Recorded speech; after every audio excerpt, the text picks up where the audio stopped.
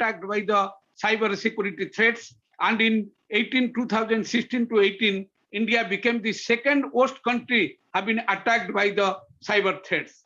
During the 2012 to 2018, 90,000 plus cyber attacks have been made in India, and alone in 2018, 27,000 plus cyber attacks have been done.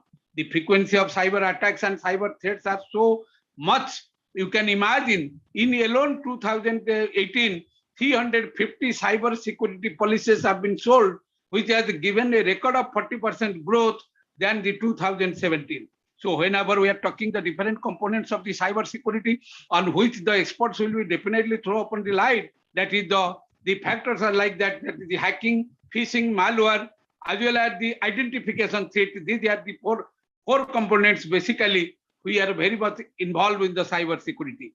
But the thing is that when we are having this massive application of ICT, we must have to ensure that our confidentiality, our identity, as well as our accessibility, that should never be hampered. For that, cyber security is of the great concern. As it has been told by the IT experts, coming 2-3 years, there is a major opportunities so far as the cyber security professionals are concerned, so far as the professional of the industry 4.0 is concerned, so far as the professional of the education 4.0 is concerned, and application program interfacing is concerned, as well as wearable technology is concerned, that is embedded technology, as well as the big data analytics, emotional intelligence, as well as the cloud computing. These are the major thrust area where the emerging computing trends are going on.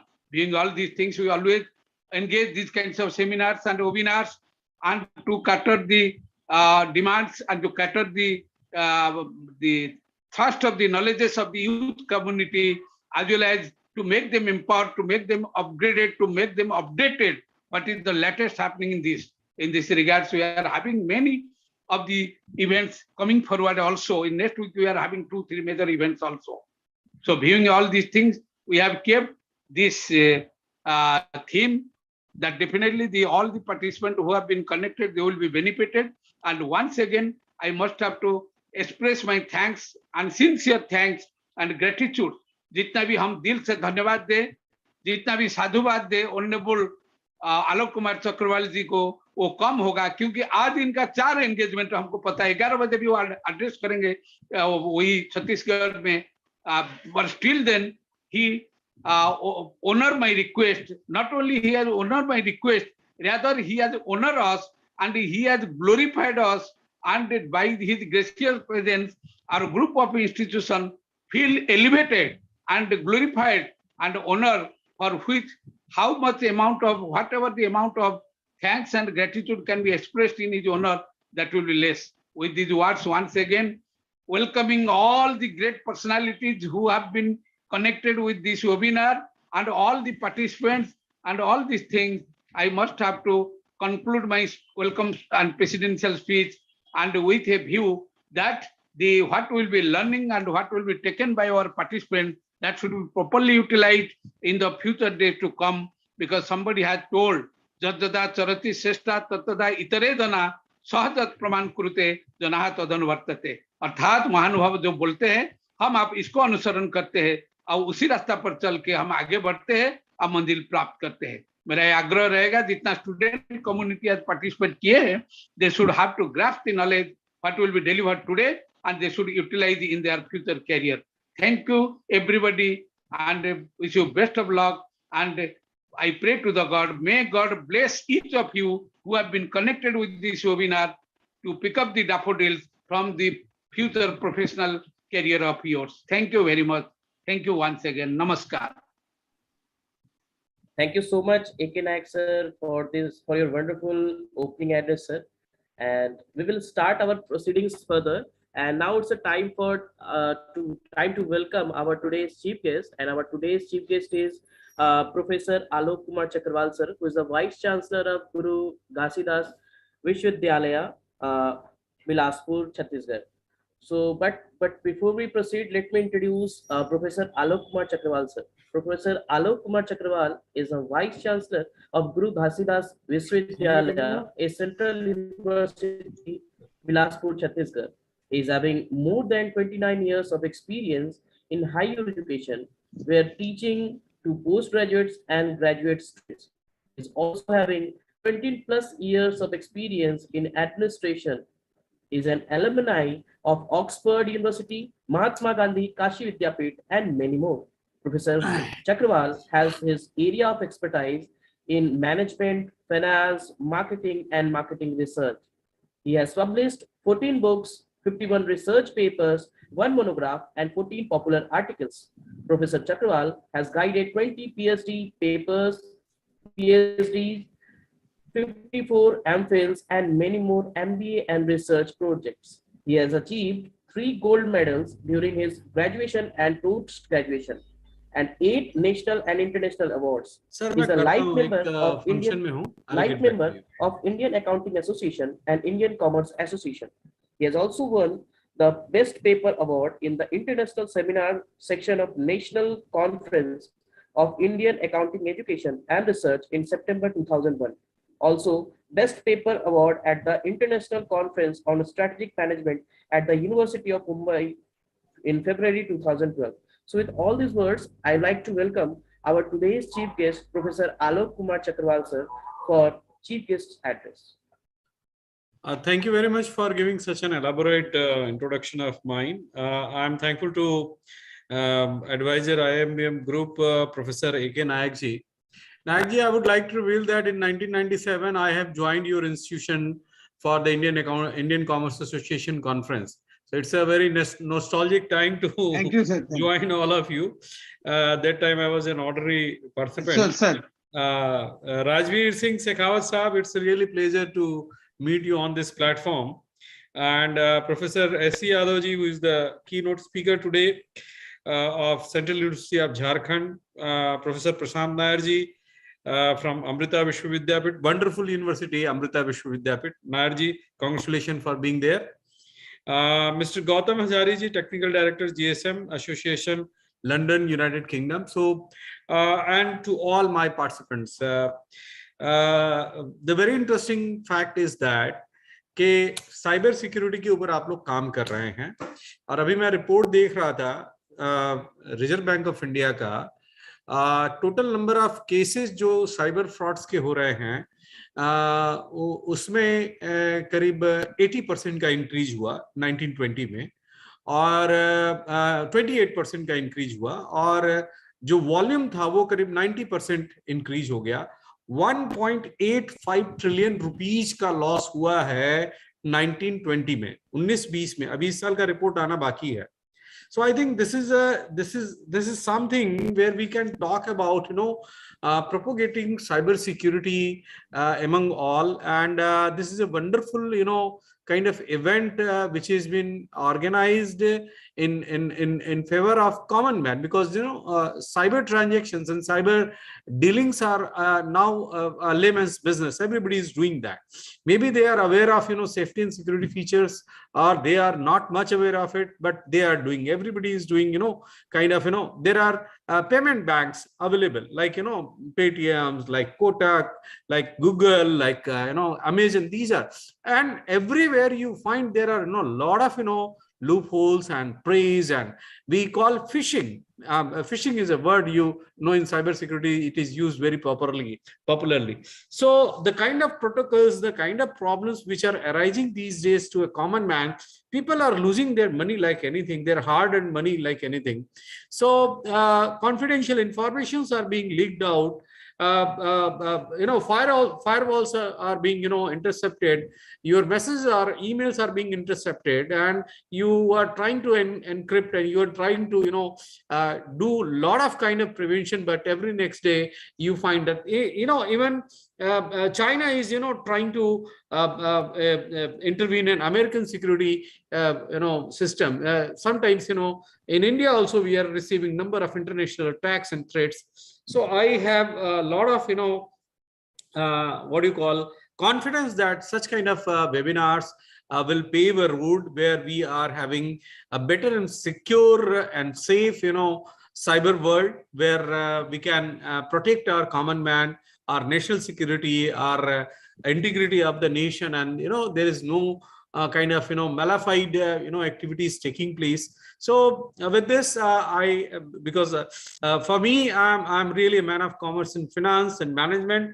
I have my concerns with the money being lost every year. So 1.85 trillion rupees is a big chunk of money. You can imagine this money can help the nation growing and building. So I anticipate that this event is really going to bring some very important development in the field of cybersecurity and cyber safety. With this, I wish all of you a wonderful day ahead, because since it is not my cup of tea, only thing is that Professor Nayak sir felt me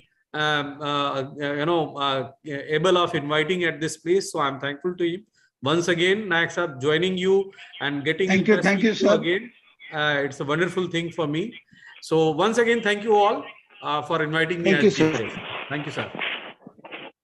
Thank you, sir. Thank you very much. Thank you very much, Chakarwal Sahib. So we are really grateful, and on behalf of the managing committee of our group, and on behalf of all the students and teachers, as well as on behalf of the Computer Society of India, we express our sincere gratitude for your gracious presence and deliberation of the inaugural address, which has definitely opened the eyes of the participants and what is the serious concern of considering the aspect of cyber security, particularly when the ICT application is going to be integrated part of the human beings. Sir, so nice of you, and sir, very much thankful, and we are expressing our sincere gratitude. Thank you. And by the meantime, we are having the Honorable Secretary of the CSI Kanchipuram chapter is also Dr. Senthil Kumar with us, and we are welcoming him. Dr. Binay Kumarji with us, we are also welcoming him. And Dr. Senthil Kumar, you kindly get introduced with the Honorable VC Sahib if he is connected. Thank you very much. Professor, thank you. Good morning, Professor. Good morning, Professor. Good morning. How are you, Senthilji, good morning. No matter.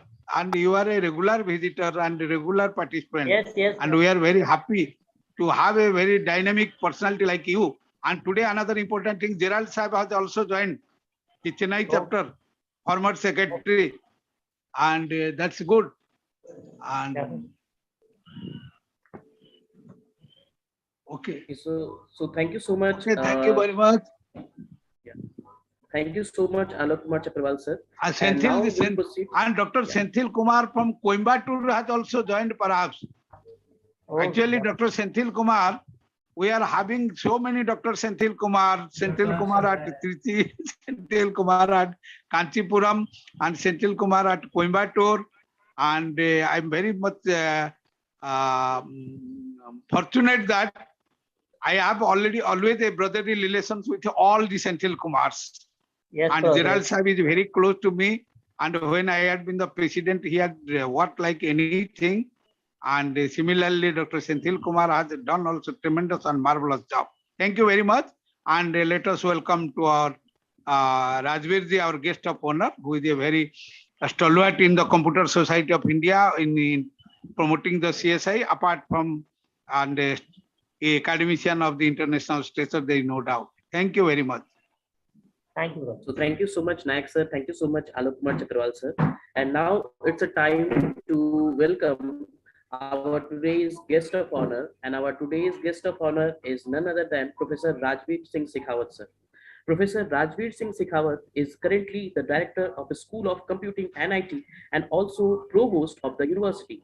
His research work has spanned over 35 years in applied and industrial research and development, having worked on projects related to technology development, product development, plant and process development in domains such as control and instrumentation, information technology, industrial networking, natural gas, flow management, smart energy, and many more.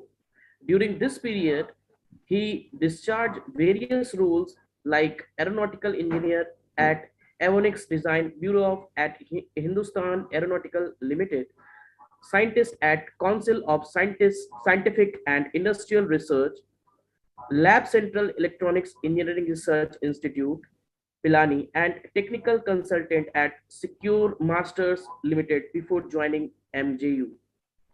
At HAL, he designed and developed RF front-end and navigation system of Mirage 2000 indentation. At CEERI, he directed many research projects in frontier areas of computing and information technology, like real-time networking for distribution control systems, digital mapping, system spatial decision support, system soft computing for process optimization and plant control, process field bus, instruction set, and many more.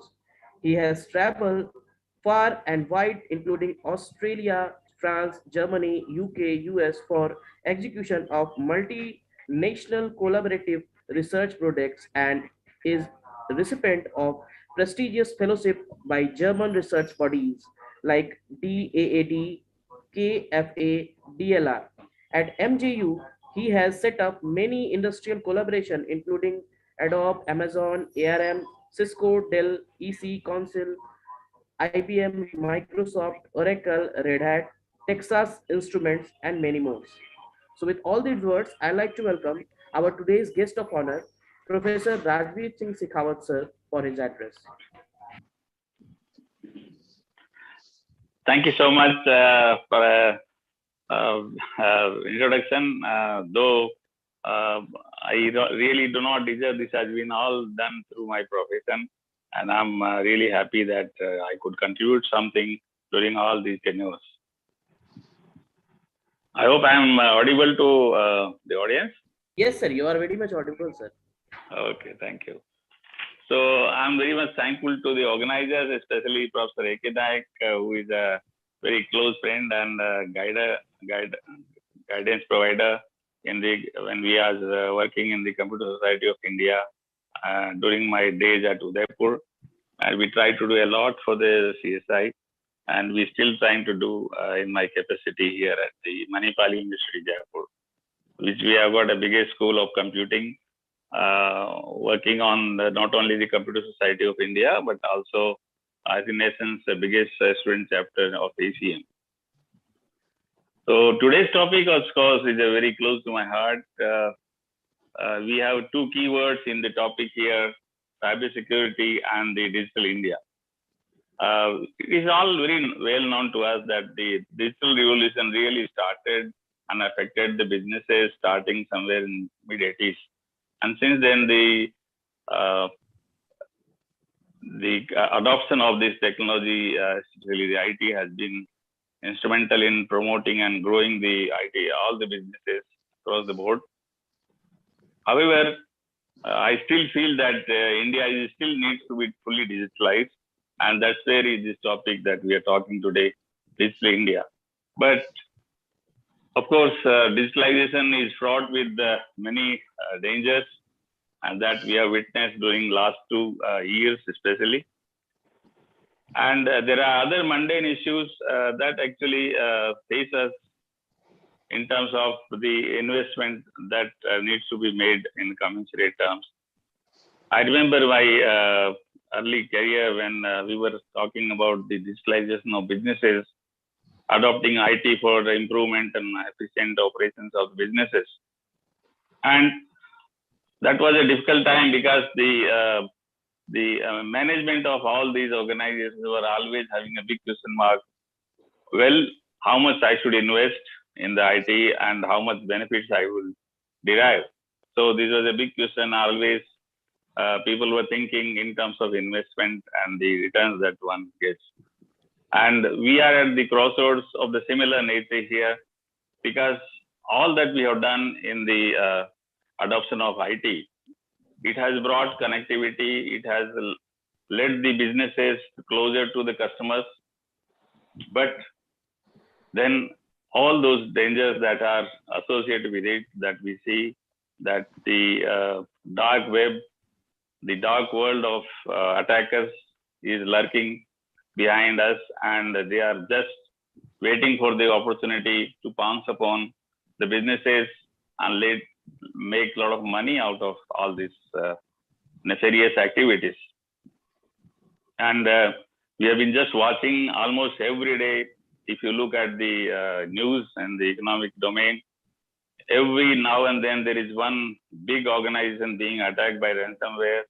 The whole of their data gets encrypted and their businesses comes to a standstill. And that is where people are compelled. Some people talk about it. Some businesses do not talk about it.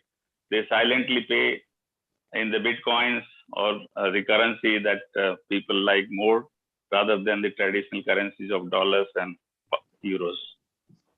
So obviously, when there is such a big risk in adopting the digital technologies that we have already done, though Government of India is still, there is a big scope in terms of fully automation of all those businesses, the domains, the verticals that we have, so that the our citizens get benefited.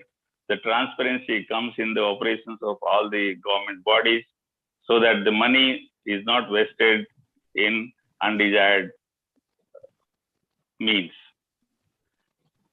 So then there is a big question now, not only to the businesses, who of course can always decide upon the investment in the cybersecurity, and that is happening gradually now, because people have realized that rather than paying a lot of money through ransomware to the attackers, why not we make our system solid with a good defense so that we can save our businesses.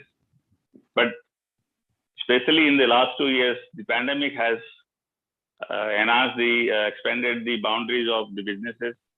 Earlier, they were in a well-defined premises, but this pandemic has allowed all those operations that can happen through IT to spread to the homes of people. So people have 80% of mostly the IT companies particularly, people have moved to their homes and working from home. Now, this actually has posed a big challenge to the cybersecurity issues for the companies. And obviously, that's the one reason why this is actually expanding people to invest more and more and get the skilled manpower that we hope that India can produce. But there is, of course, major concern on this front as well, because skill set on cybersecurity, we are really facing a lot of crunch. The NASSCOM has been all the time telling where is the scarcity of skills. And this is one of the areas apart from the AI or machine learning or data analytics. But I think out of all this, cybersecurity skill set is one of the most in demand. And that's where this digital India of our dreams that we are trying to establish, we cannot be very successful in making India strong in this technology domain. And we have to really produce quality manpower. Though we talk about a large percentage of our youth and making India as a strong country of the future leadership, but I'm really sad to say that we have not been able to utilize this potential of large youth that to contribute towards the country's growth, and especially the IT and the cybersecurity domain. So we have to really have some initiatives. I have been actually very closely watching for last 2 years the NIST, one of the standards bodies in USA, who is driving this cybersecurity education awareness and the utilization, the standardization, the operations, how the operations should be performed in front of the risk that we have from this dark world.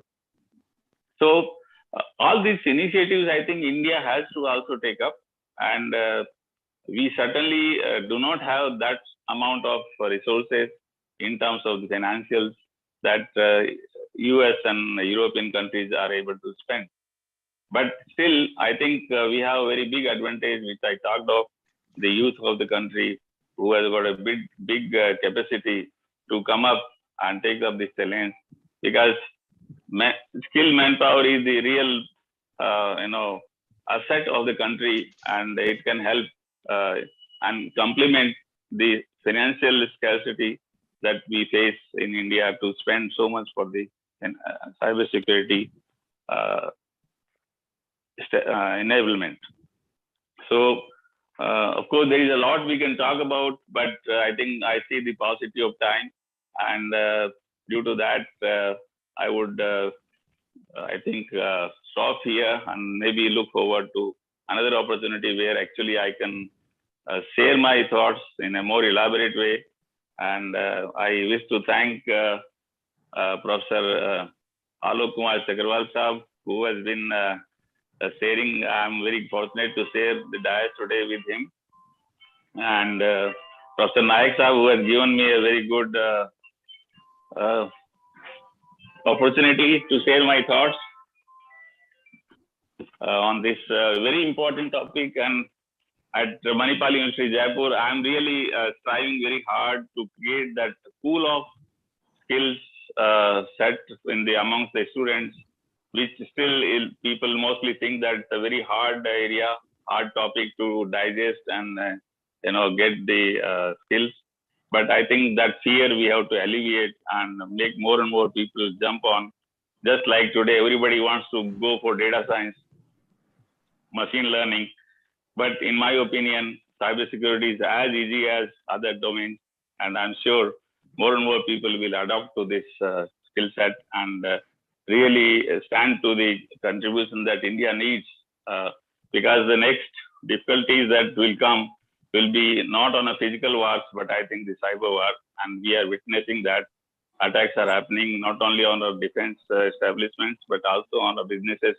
And one of the potential threats that we have seen is our critical infrastructures. As India becomes more and more digital, all our national electricity grid or any other infrastructure that is become centralized and accessible over the net, they all get the threat of attack and crippling the whole operations of our country. So we have to be really rising to this challenge, and we must contribute our best in terms of whatever role we are playing, whether we are teacher, whether we are student, and we should really get immense capacity to not only defend ourselves, but be ready for an offensive, because or at least demonstrate that we are capable of offensive also in the cyber security domain. So with these words, I thank you once again, and I thank you all the keynote speakers who will be here.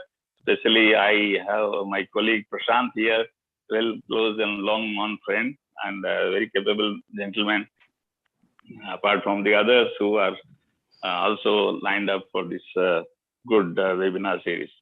So thank you so much, everybody, and wish you all very happy learning. And let's certainly do our best to the topic that we have today and contribute towards our nation building. So thank you so much. And once again, thank you, Naik Sahab, for giving me this opportunity, and all the best for your endeavors. You have been doing a very good work, a lot of activities in this last 2 years, and I wish you keep on doing that. Thank you so much, and all the best. Thank you. Thank you very much, Dr. Shekhawat ji. And on behalf of the institution, managing committee, and the student teacher community, we express our sincere thanks and gratitude for your gracious presence and address this occasion as the guest of honor.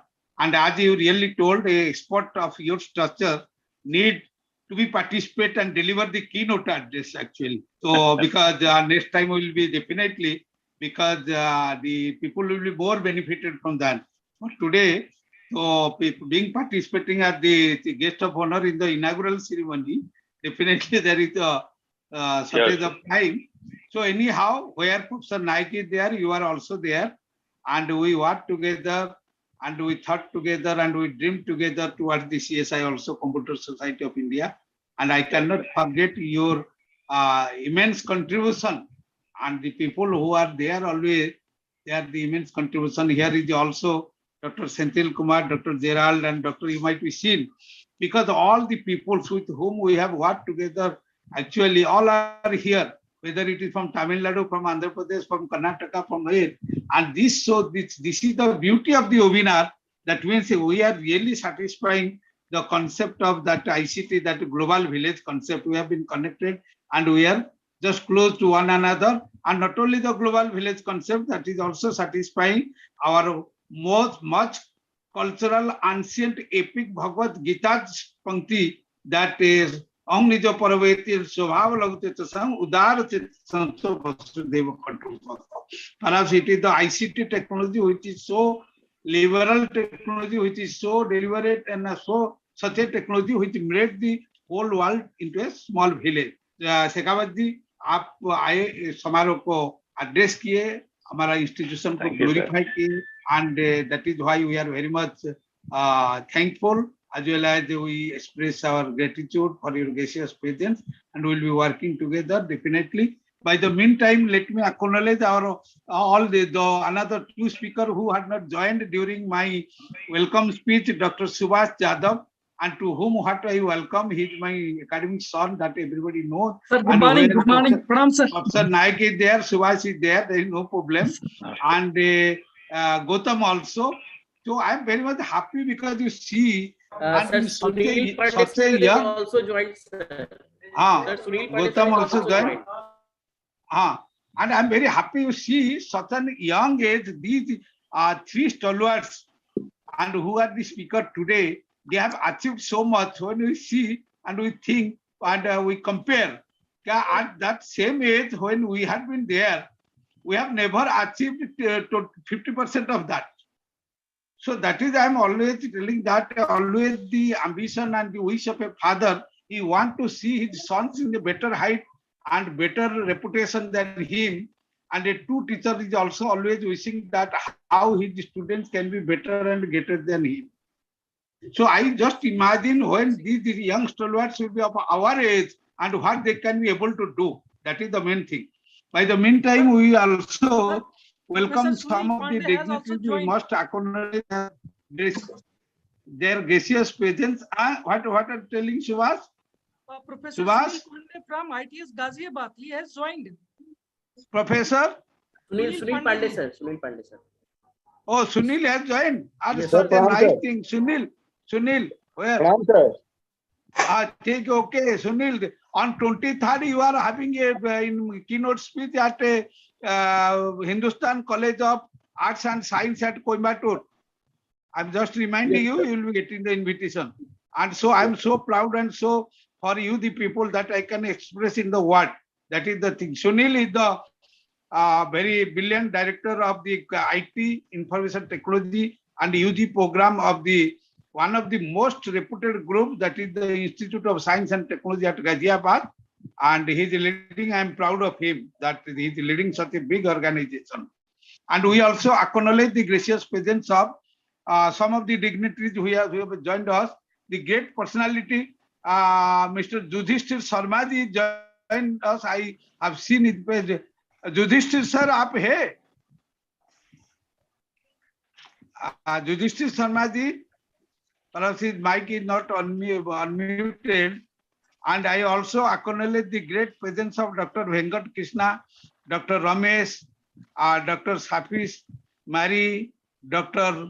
Hana Vinay Kumar, and Dr. S.N. Das, and Dr. Anil Pathak, and Dr. Anita, who have been from different parts of the country and gracing this occasion by their gracious presence, and along with many other dignitaries. I will be taking the name from page-wise time to time, and really we are very much glorious by their gracious presence. I acknowledge their great presence, and I also express my thanks. And the thanks, what thanks I never give to my close associate like Subhash, like Sunil, like Gautam, like Prashant, and like Dr. Senthil Kumar and Gerald. So Dr. Gerald is my closest brother, and I am always proud of them. And once again, with this acknowledgement, I am giving the mic, handing over the mic to Rohit Please continue. Thank you so much, sir. And now we will proceed towards our next session, and it's a time for keynote speakers address. And our today's keynote speaker is none other than Professor Subhash Chandra Yadav, sir. Professor Subhash Chandra Yadav, sir, is the professor and head Department of Computer Science and IT, Central University of Jharkhand, Ranchi. He is having more than 23 years of experience in industry and academia, with the educational qualification of PhD, MPhil, MTech, MCA, MSc, MBA, HR and IT. His area of interest is cybersecurity, network computing, database, cloud computing, soft computing.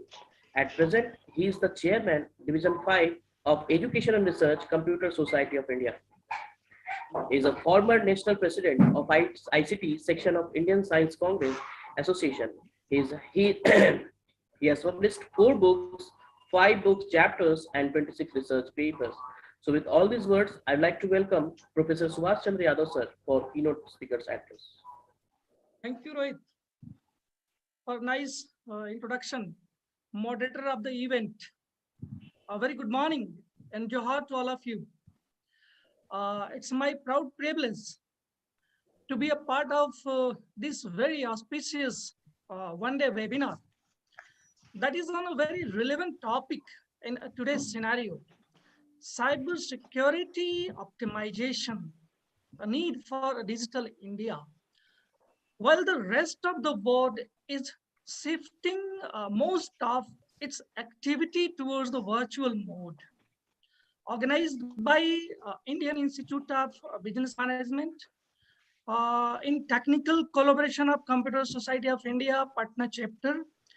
Chief guest of the webinar, Professor Alok Kr Chakarwal, Honorable Vice Chancellor of Guru Ghasidas, Vishwavidyalaya, Bilaspur, Chhattisgarh. A very young and a very dynamic academician indeed, and is a very good administrator as well. For the last 10 years, as I know about him. A guest of honor, Professor Rajveer Singh Shekhawat, Director, School of Computer and IT, Manipal University, Jaipur, Rajasthan. I would like to express my sincere thanks to the President of the event, Professor A.K. Naik, sir, Advisor, IIBM Group, former President and Fellow Computer Society of India. Nowadays, Professor Naik, sir, is known for his versatility and is a man with ground reality. And moreover, known as the man of the webinar during this pandemic scenario. And he is deeply involved in organizing more than, I think, 800 webinars on different topics during this pandemic tenure, while rest of the world were just stuck to their houses and just stuck to their bedrooms. And Naik sir has devoted more than 35 years of his career to serving the society by holding various posts at the national and international platform, only for the dissemination of knowledge to the society and to the country. Thank you, sir. Again, thank you again for inviting me as a keynote speaker in this auspicious webinar. Thank you very much, Shiva. Thank you very much. Sir. God bless you to achieve the scale of excellence. Thank you. Sir. Foreign speaker and my friend Gautam Hazari, at present Technical Director, GSM Association, London, UK, a very good technocrat, expert of cyber matters, and even expert on machine learning, and as well as he's very good researcher.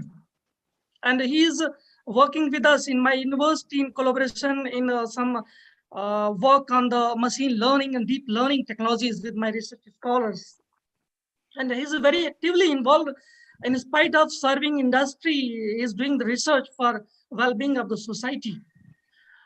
Invited speaker, Professor Prashant Nairji, Chairman IQSC, Amrita Vishwavidyalaya University.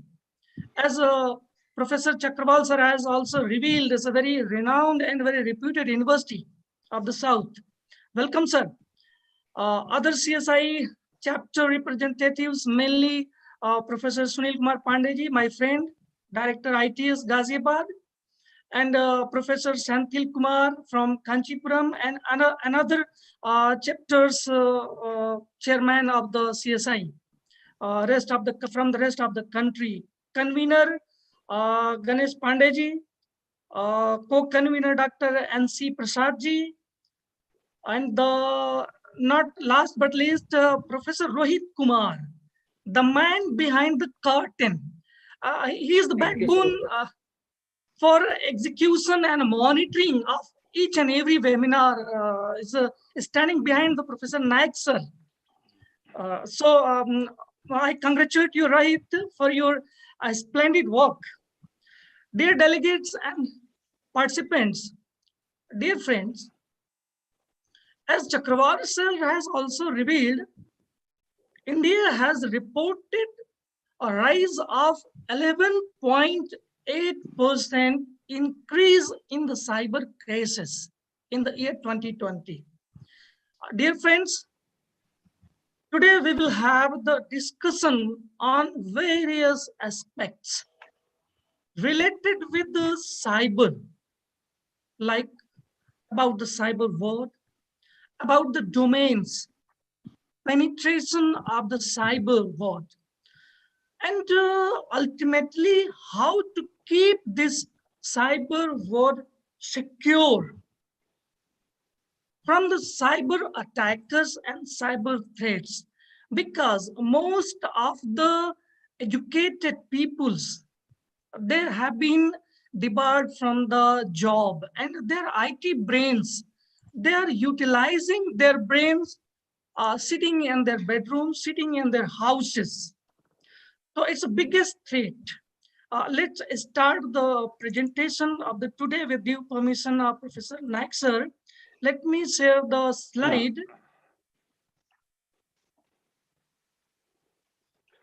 It is visible to all of you? Yes, sir. Your presentation is visible, sir. Okay, is it clear? Yes, sir. Yes, sir. But yeah. Now it is clear, sir. We will start from very scrap because the many students are there. Until unless we are not able to know about the hidden boundaries of the cyber and the criteria of the cyber and how the cyber crime is being done, then we can't think about security and safety. So simply, I will start from a very basic level discussion, cyber pe charcha. Dear friends, it's not a matter to discuss from where this word has been originated, cyberspace. Indeed, it's given by a mathematician, William Gibson, in 1984. He has used first of all this word in his book, Neuromancer. At that, in his book, he has used this word cyberspace to reflect the virtual world of the computer. In more clearly, if you can say, it is a large computer network made up of many worldwide computer networks for communication and data exchange activities related on the internet. Briefly, I will conclude that it includes physical infrastructure, telecommunication devices, computer system, embedded softwares, networks between computer system, networks of networks that connects computer system, or widely you people reveal that internet, the access nodes of the users and intermediaries routing nodes, and whatever the data is residing in between on the network, on the devices, and the constituent data that comes under the periphery of the cyberspace. More clearly, if we will have a look, how much digital right now we have.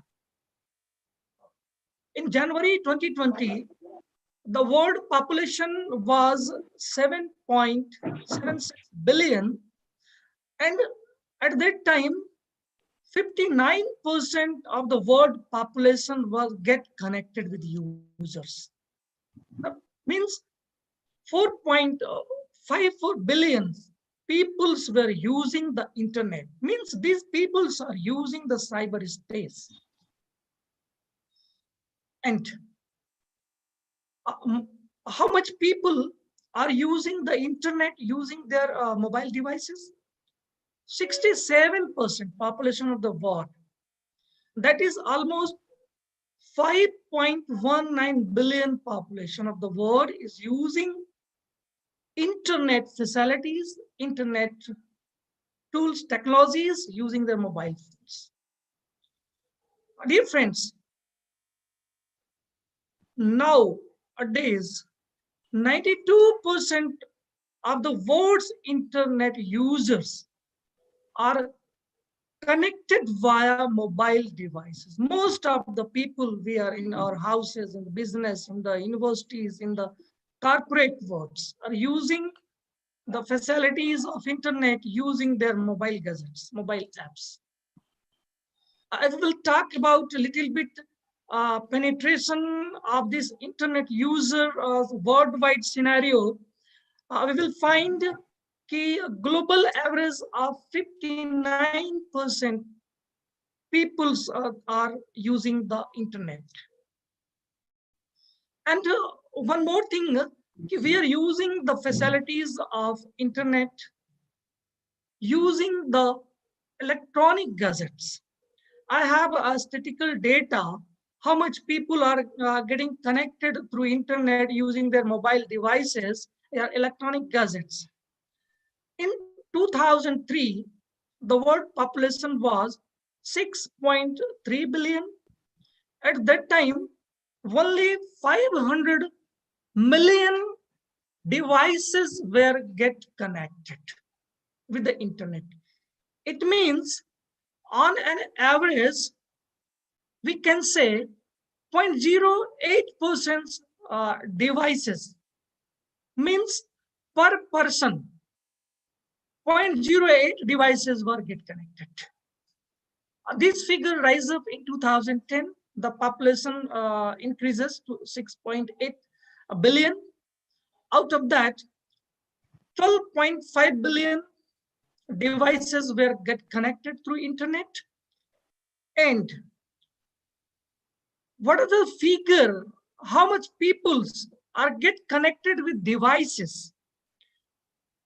1.82 people are connected with devices. In 2015, the population 7.2 billion of the world.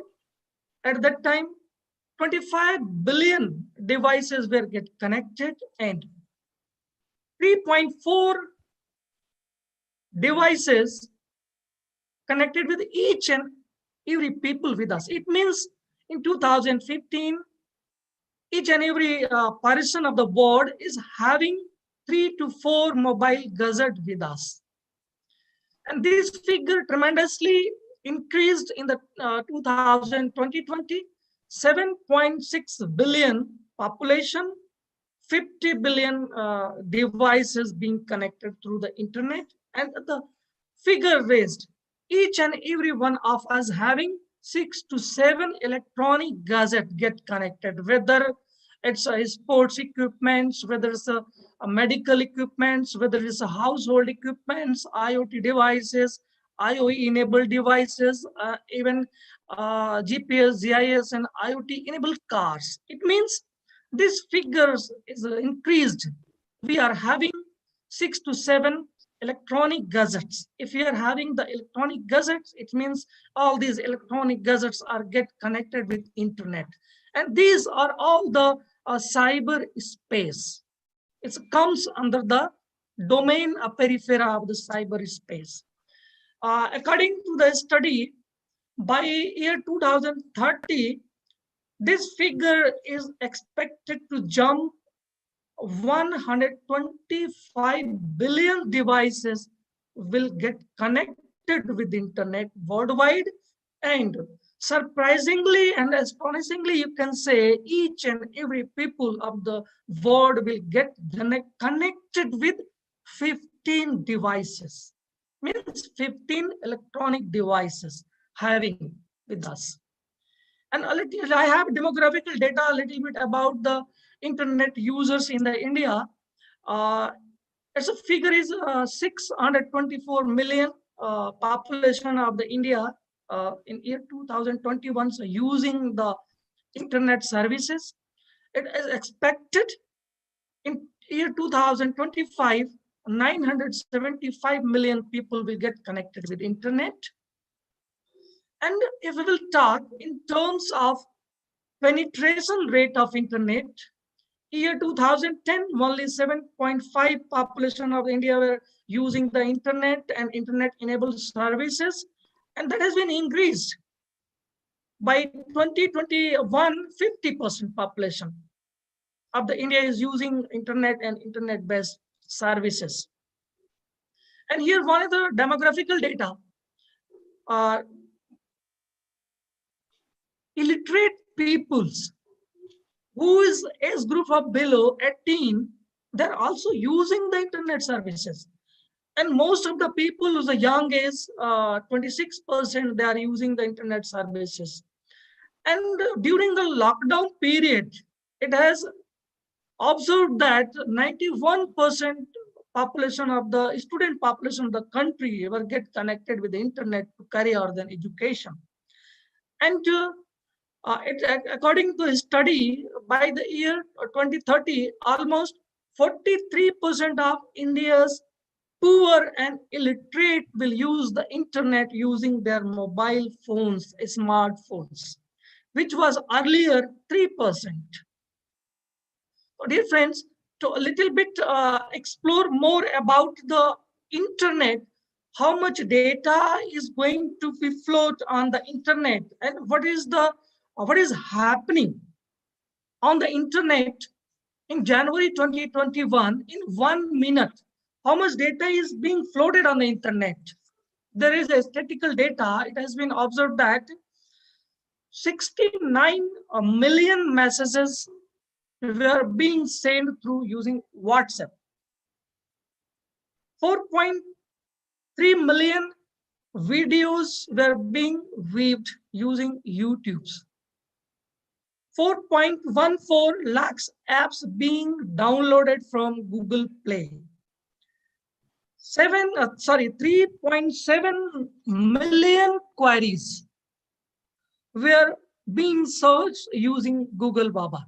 Yeah, you can say so-called Google Chacha. 1.4 million people were logged in Facebook, and they are sharing tremendous volume of data using messages, videos, and photos. All these data is in the periphery of cyberspace, in the domain of cyber. 119 million emails were being logged in to send the mails, and many more. It all reflects the cyberspace. This is the virtual world of the computer. Many more activities and similar activities which are being performed through social media apps, networking sites, and apps like Tinder, Twitter, Twitch, Instagram, and Amazon. They are putting enormous data on the internet, means on the cyberspace. All of this data is traveling on the internet. Just imagine how much data all these are putting in the cyber zone, on the cyberspace. During the lockdown period, all the offices are running on internet, cyberspace. All academic activities we people are handling, like the class, seminar, workshop, assignment, test, on the internet, using some technical tools like Google Meet, Google Class. Cisco, WebEx, Microsoft, Teams, and many more. And you people have joined using Zoom.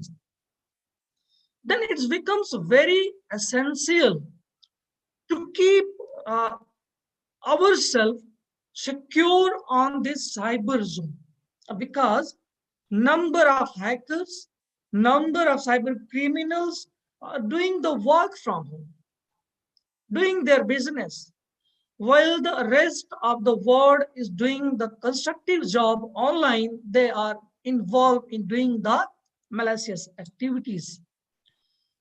Dear friends, how much data we have just talked about few minutes earlier, traveling on internet on the cyber zone is secure. Any guess from audience? Any guess from audience? You can write that in the chat box. How much data is secure? Whatever the data we have just discussed, traveling on the internet is we are floating on the cyber zone. Only 2 to 5% of data is secure on the internet. Really, that's the biggest threat to the whole of the world. What will happen then? We are providing a bigger scope, bigger space to the cyber criminals. The number of cyber crimes has been increased up to 63.5% during this pandemic tenure. We will discuss in more detail at the percentile, the global scenario in the increase of the cyber crimes and criminals. Let us have a brief about this cyber crime. When any crime is committed over the cyberspace, internet is referred as a cyber crime. I briefly skipping the slides. Cyber crime refers to any crime that involves computer and network.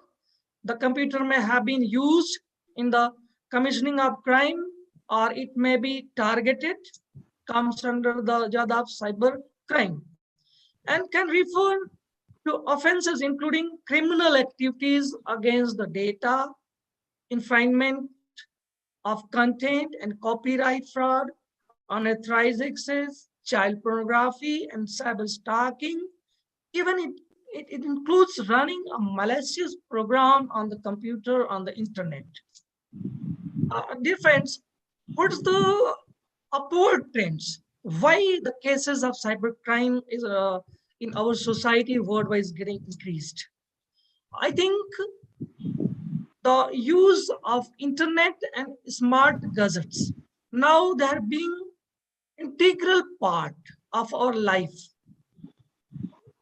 So use of internet and smartphone is one of the basic reason. And the peoples are sharing relevant information on the internet. That is another cause for upward trends in the cybercrime. And critical and sensitive information are shared on the internet without thinking how critical, how crucial the data we are having with the organization, with the personal data. We are unhesitantly floating on that on the internet, and we are putting on that cyberspace using different social media apps, tools in the mobile and the web. And the security measures, the factors which are controlling the security of our network, our devices, that are not 100% adequate. This is another fourth reason. So dear friends, I have listed briefly some of the activities which are happening on the cyberspace that comes under the category of cyber crime. You might aware about these terms, and in spite of that, in some important terminologies, I will elaborate in more detail. Hacking, theft, identity thefts, malicious software, denial of service attacks, virus diminutions. These are the various categories of the cyber crimes. Computer vandalization, computer terrorism, software piracy, child soliciting and abuse, cyber stalking. SQL injection. Most of the students, I think, is from the computer science background. Here we are using SQL injection. I would like to tell in detail what this SQL injection is. This actually you have gone through the DBMS. आपने DBMS में SQL लिखा होगा. Very fine. So what is happening there? I'm going to take a example, live example. Suppose कि हमारे एक friend हैं, मैं उनके अकाउंट में ऑनलाइन 5,000 रुपीज मैं ट्रांसफर करना चाह रहा हूं. तो डियर फ्रेंड्स, डेटाबेस के टर्म्स में अगर देखा जाए, ट्रांजैक्शन के टर्म में देखा जाए, तो what is happening? If I am transferring the amount, it means my account will be debited और my friend's account will be credited. तो इफ द डेटाबेस में हमारा अकाउंट डिटेल्स होगा, हमारा अकाउंट नंबर होगा, बैंक IFSC कोड होगा, नाम होगा और बैलेंस होगा. जब हम एक SQL क्वेरी लिखेंगे कि इतना अमाउंट ट्रांसफर हो जाए, तो व्हाट विल हैपन? ये SQL हमारे डेटाबेस से, हमारे बैंक के सर्वर से उतना अमाउंट डेबिट कर देगा और उसको ट्रांसफर कर देगा नेटवर्क के थ्रू हमारे फ्रेंड के अकाउंट. सपोज मेरा बैंक अकाउंट SBI में है, मेरे फ्रेंड का बैंक अकाउंट PNB में है. तो नेटवर्क के थ्रू ये SQL ट्रेवल करेगा with definitely cryptography and some tools will be there, और वहां पे जाके वो क्रेडिट हो जाएगा अमाउंट. तो ये जो SQL है ये नेटवर्क पे ट्रेवल कर रहा है. तो हैकर्स क्या करते हैं कि उस कोड को वो पिक करते हैं और उसमें वो थोड़ा सा मॉडिफिकेशन करते हैं कि जो अमाउंट जिस अकाउंट में क्रेडिट होना है वहां ना क्रेडिट होके वो अकाउंट नंबर चेंज कर देते हैं और उसको डीराउट कर देते हैं. तो ये SQL इंजेक्शन है. Using SQL injection, it's a sort of cyber crime. आपके अकाउंट से जो पैसा आप ट्रांसफर कर रहे हैं दूसरे के अकाउंट में उसको ट्रांसफर कर देते हैं. और आपने देखा होगा प्रोफेसर चक्रवाल सर ने फिशिंग के बारे में जिक्र किया था. तो fishing sort of cyber crime है. ईमेल के थ्रू आपको एक मैसेज आता है, आपके इनबॉक्स में एक मैसेज आता है और वो थोड़ा सा आप ये कह लो कि जैसे आप किसी सपोज आपका अकाउंट SBI में है तो SBI से यू ऑफनली गेट द मैसेजेस. तो वो थोड़ा सा चेंज कर देते हैं उसका रीनेम, प्रोनाउंसिएशन. SBI की जगह SBIA लगा दिया और थोड़ा सा डोमेन नेम URL चेंज कर दिया और आपको एक फेक मेल प्रोवाइड किया and they are seeking some confidential information from you, like the password, like the credit card. वो बोलेंगे कि आपका क्रेडिट कार्ड एक्सपायर हो गया, आपका डेबिट कार्ड एक्सपायर हो गया, प्लीज ये इंफॉर्मेशन दीजिए. तो प्लीज डोंट डू दैट. मैं बाद में लेक्चर के लास्ट में सिक्योरिटी टिप्स बताएंगे, हम लोग डिस्कस करेंगे, तो मैं वहां थोड़ा डिटेल बताऊंगा. तो फिशिंग मींस एक फॉल्स मेल भेजा जाता है और उस फॉल्स मेल से आपको एलोर दे के आपकी पर्सनल इंफॉर्मेशन, आपका पासवर्ड, आपका क्रेडिट कार्ड डिटेल्स वो ले लेते हैं, जिससे कि आपका अकाउंट वो कर. कुछ वेब बेस्ड होते हैं. ईमेल स्पूफिंग भी है. आपका ट्रैक कर लेना कि आप कहाँ से मैसेज सेंड कर रहे हो, आपके सिस्टम की डिवाइसेस जो कनेक्टेड हैं, आपके यूजर की इंफॉर्मेशन ये स्पूफिंग के थ्रू रिसीव कर लेता है हैकर. तो these are the categories. And ransomware, इसके बारे में थोड़ा सा सिक्योरिटी के पर्पज से हम रैंसमवेयर ज्यादा डिटेल डिस्कस करेंगे. These are sort of activities which are happening nowadays in the cyber space using the mobile gadgets and ATM cards and all the things. And what are the biggest threat to the world in the year 2020? I have taken few of the examples: huge data breaches, ransomware in the cloud, weaponization of artificial intelligence, mining cryptocurrencies, hacking election, and IoT-based attacks. These are the biggest threats to the world using cyberspace. Huge data breaches. The biggest data breach in the history was with Yahoo. The attackers had stolen 3 billion user data. Means user's name, user's email, date of birth, telephone number, and password. They have hacked from the server of the Yahoo, and in the gray market, they have demanded $350 million USD. Then they have released the data. In March 2020, Camphor data breaches. Over 10 million records from its search server has been hacked by the hackers.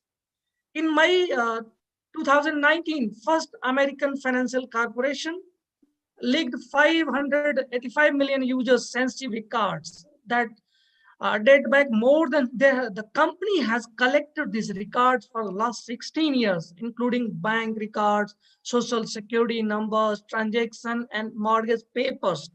The hackers has hacked that. And they have to pay a lot. Hacker exposed eBay company database that was 145 million users, including name, addresses, date of birth, and encrypted passwords as well. In December 2018, New York-based video messaging service Dasmas had 160 million addresses, username, password, and other personal data was stolen by the hackers, and it was sold to the dark web market at the cost of 92 million USD. The professor Chakarwal was also revealing how much cost we are paying to the hackers. These are the few cases. The hackers are picking the data. They are stealing the data from your server. And in India is not intact from this data breach. Other data breach is the case come in March 2018. It becomes public that the personal information of more than 1.1 billion Indian citizens is stored in world's largest biometric database could be brought online. The massive database was the result of a data leak on a system run by a state-owned utility company. The breach allows access to the private information of Aadhaar holders, exposing their names, their unique 20-digit identity numbers, and their bank details. In April 2019, 540 million users' data was stolen from the Facebook, and the Facebook has paid handsome amount to the cyber hackers. Twitter data breaches, it was happened in 2018 with 300 users data breach. Netis data breach, LinkedIn data breaches, Adobe data breaches, and many more data breaches has happened in now the cyberspace. Average cost of data breaches in 2020 was 386 million USD, dear friends. And the ransomware. Its attack generally involves the attackers infecting the victim system with piece of malware that encrypts all their data. The same ransomware has been happened in my lab. What has happened last year? In this, actually, while you switch on your computer, if the system is connected with internet, each and every file and each and every data will be displayed in encrypted form. And you will get a message, pay this much amount, then we will release you. Means फिरौती मांगना, आपका data encrypt करके चुरा लेंगे hackers, and they will ask for ransom. You will pay that, they will release your data. Suppose अगर किसी corporate world का server का डेटा अगर उन्होंने ransomware में ले लिया, तो what will happen? million dollars data they have to pay. In October 10, 2020, cyber attackers on Chicago-based leading global legal firm Shepard Shaw LPP company email system was completely down, and they have to pay for that. And another threat in the cyber zone is weaponization of artificial intelligence. Cyber criminals and hackers are trying to use the capabilities of artificial intelligence to launch sophisticated cyber attacks in the form of complex and adaptive malicious software. Definitely, development in autonomous weapon system is progressing rapidly using AI, ML, DL, will bring complex security challenges for future of humanities. Dear friends, another threat is mining cryptocurrencies. Cryptocurrencies, as the name suggests, is a form of digital money. Some cryptocurrencies includes Bitcoin Cash, Ethereum, digital notes, Litecoin, Potcoins, and many more forms are there. And right now, the Bitcoin is most popular. And right now, the cost of Bitcoin is $50,000 in the market, digital market. This fast-growing cryptocurrency market, how to do the safe business is the biggest challenge in front of the technocrats.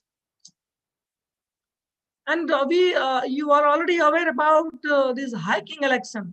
Could the US president election be hacked? Yeah, it's just you can guess. Cyber threats to electoral process and to its integrity as well. Technology can be used to hack the entire database, entire mechanism of the election. And they can change the result of the election. They can manipulate the result. This is one of the another biggest threat. And another biggest threat, IoT-based attack. As you see, the number of interconnected smart devices in homes and at the business are increasing nowadays rapidly. The problem is here that not all these smart devices have strong security features installed that creates opening for attackers to hijack these devices to infiltrate business network. And we will talk about the little bit Indian scenario in the cyber crime. In year 2020, India ranked third among the national facing most cyber criminal threats. According to National Crime Bureau, India reported 11.8% rise in cyber cases in 2020. Dear friends, during this COVID-19 pandemic, 72% of attacks were being held through the emails. The people are using emails for the cyber criminals. One cyber crime in India every 10 minutes. 29.9 million people fell victim to cyber crimes. 80% out of India has victims cyber crimes. Those are adult group, who's older than 60 years old. 17% of adults online have been experiencing cyber crimes through using their mobile phones, smart gadgets. Cyber attacks were being observed mainly in the different sectors. Most of the crimes has happened in financial sector. That was 24% in 2019 and tremendously increased to the up to the 60% this year. And 24% cyber attacks being done using social media, 17% using another mode of cyber crimes.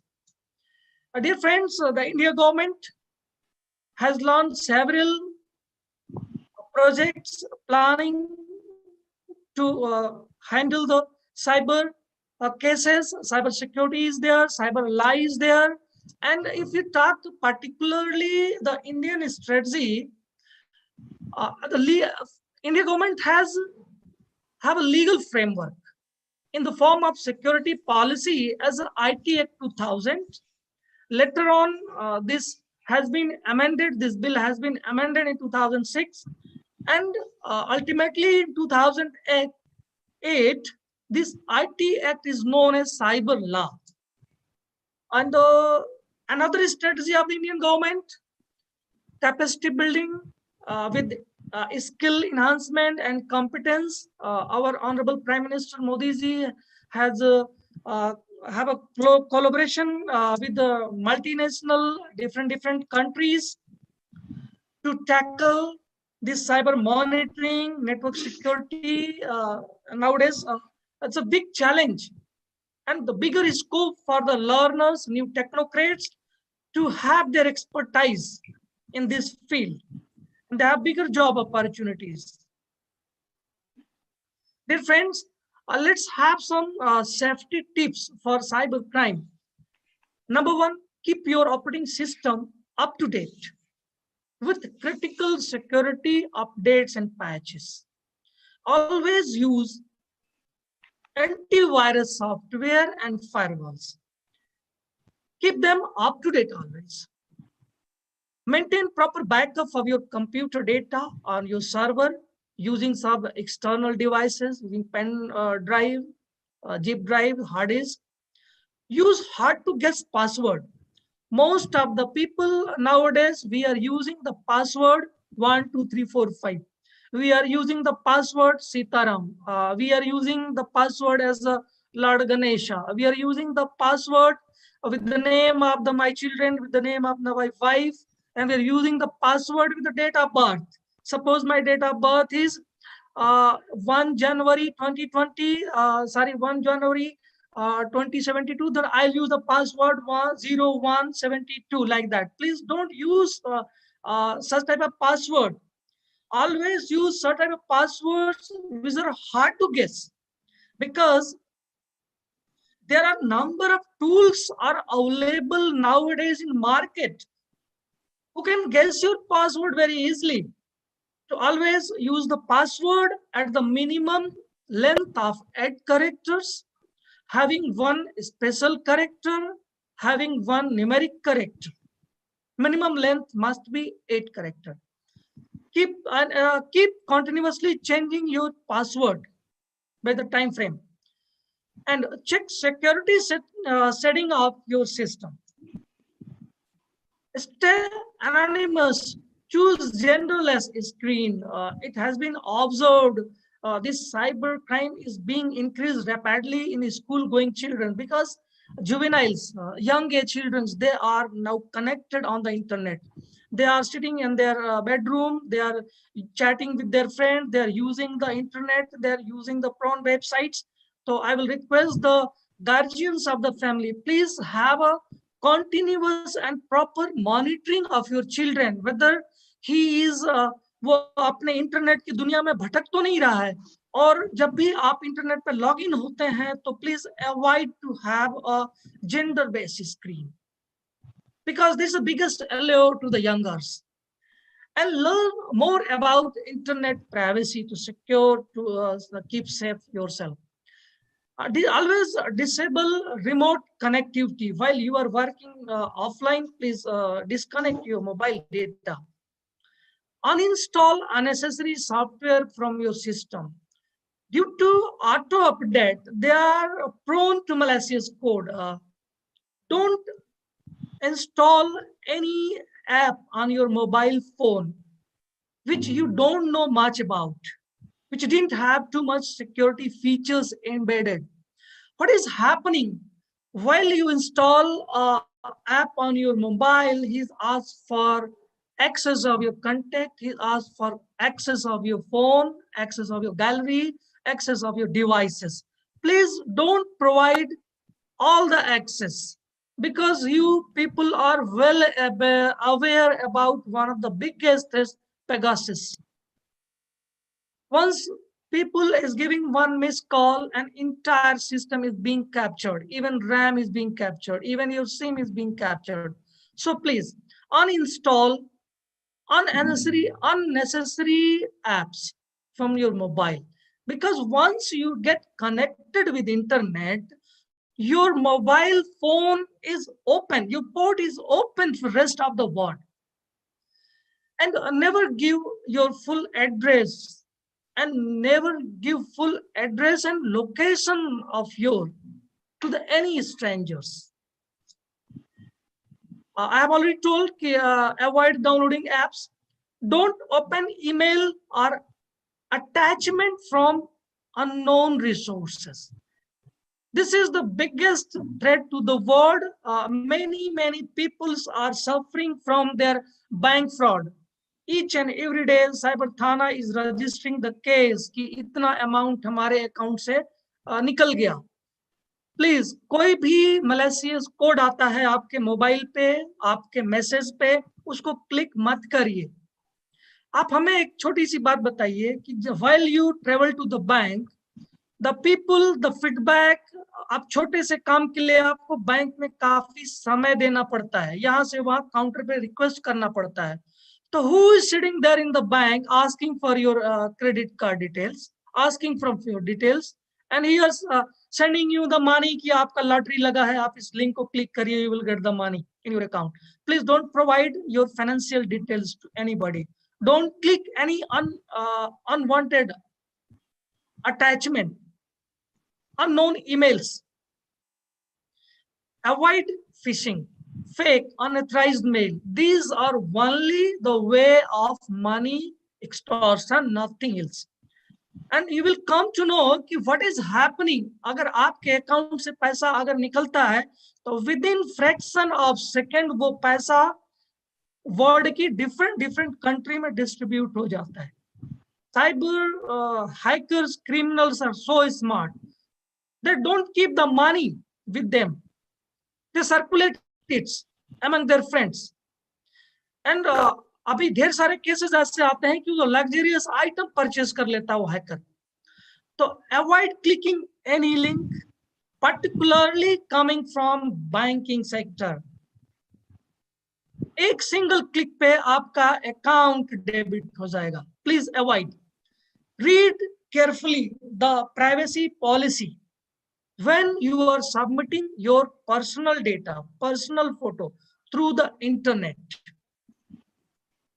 Dear friends, definitely use the technology, but with security and safety measures. With these few words, I would like to express my sincere thanks to our mentor, our guide, Professor Naik sir, and his entire team for inviting me for this deliberation on the very burning, relevant topic of the cyber security and cyber. Over to you, Rohit. Thank you. Thanks a lot. Rohit, over to you.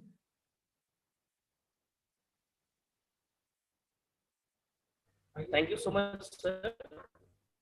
Naik sir, are you there, sir? Okay, I think Naik sir is not connected. Okay, so thank you so much, sir. And it was a really great information shared by you, sir. Thank you so much for the informations.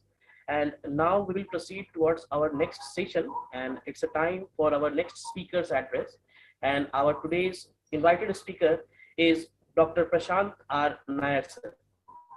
Dr. Prashant R. Nair is working as a chairman, IQAC, and associate professor of computer science and engineering of Amrita School of Engineering, Amrita Vishwavidyalaya, deemed to be University, Coimbatore, India. He has over 20 years of teaching, research, mentoring, training, consultancy, and academic administration experience.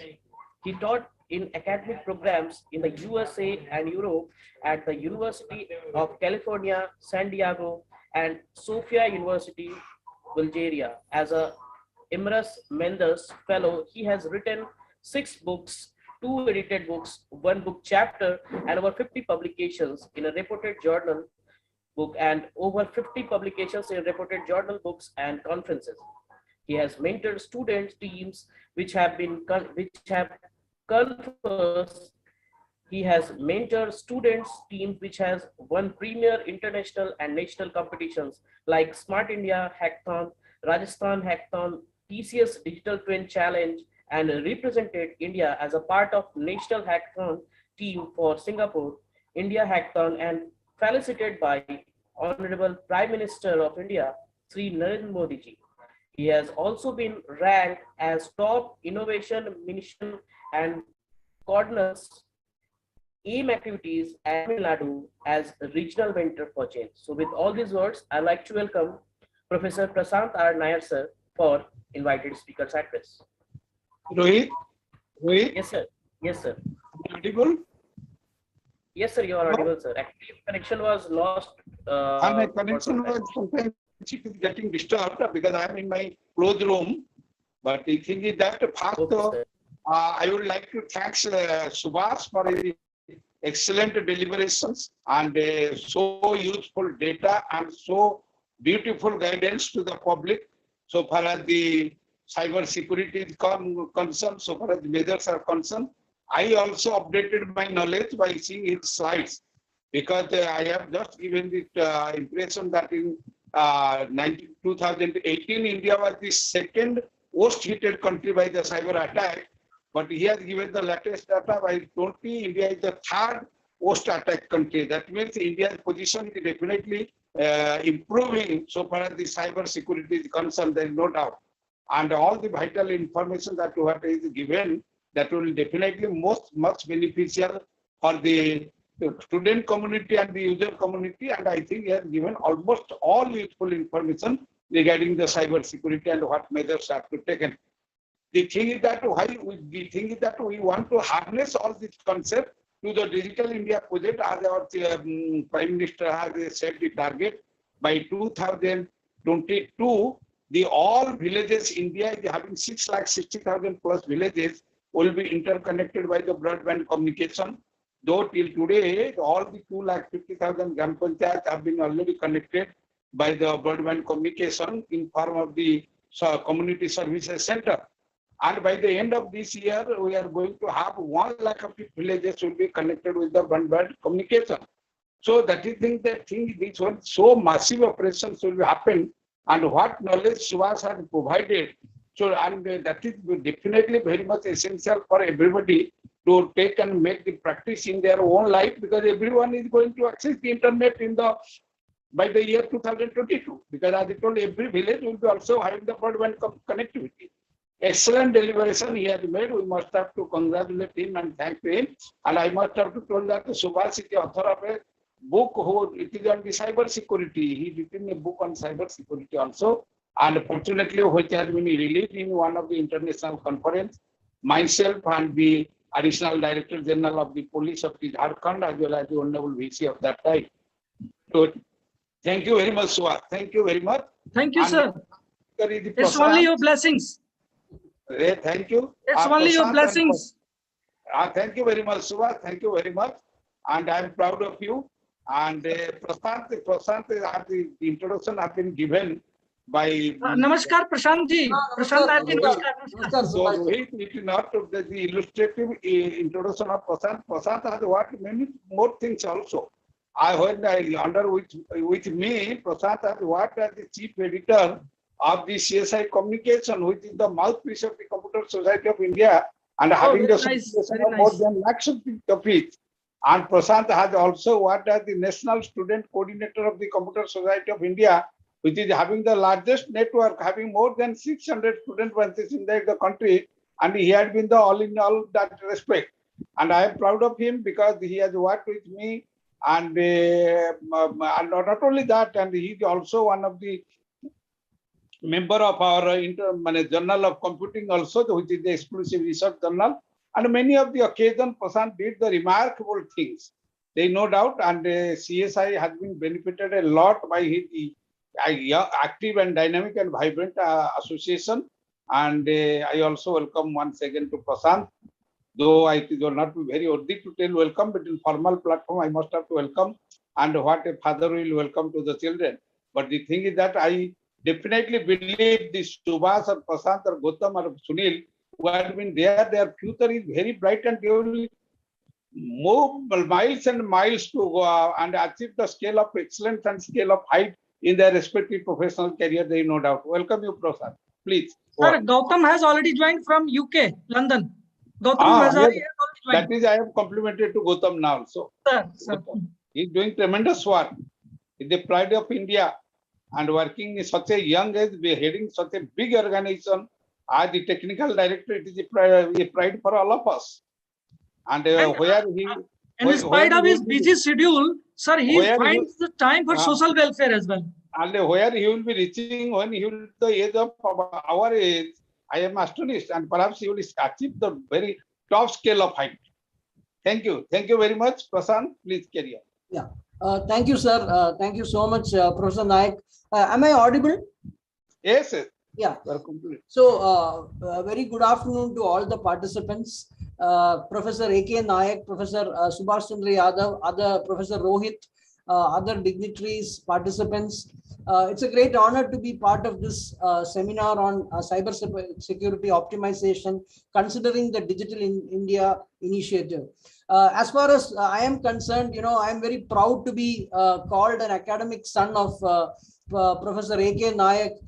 There are probably hundreds and thousands of people all over India, from Kashmir to Kanyakumari, from Surat to Guwahati, who have been mentored by Professor A.K. Nayak through various channels, not only CSI, but also Indian Science Congress. So many, maybe thousands of people consider him as a mentor. And I'm very happy to be part of this lecture, which has been keynoted, presided by my mentor.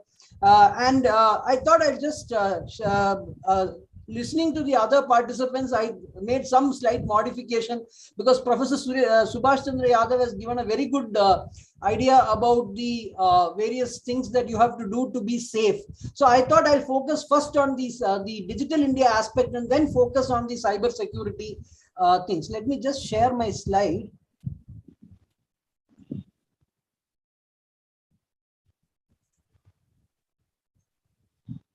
So the topic that has been assigned is cybersecurity optimization and the need for Digital India, and how cybersecurity has become such an important paradigm today. Now, the last 1.5 years has affected each one of us. Every facet of human life has been affected by this pandemic.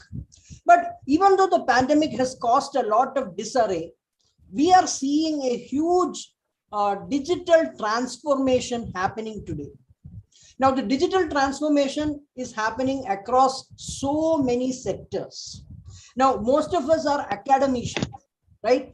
Most of us are academicians, and instead of moving from classroom to from building to building or classroom to classroom, our normal day today moves from Zoom to WebEx to Microsoft Teams to Google Meet. That is how our life has changed. We used to physically go for meetings, physically go for classes, from W205 to seminar hall to department office to department cabin. Now it is Zoom to Teams to WebEx to Google Meet. That's how our life has changed. A digital transformation has affected all aspects of life. And if you say education, healthcare, these are sectors that have been completely transformed. I was reading somewhere in the first 8 years, in the last 8 years, there were 25 startups that became unicorns. Unicorn means $1 billion valuation. That I'm talking from 2012 to 2020. 8 years, there were 25 startups that became $1 billion companies or unicorns.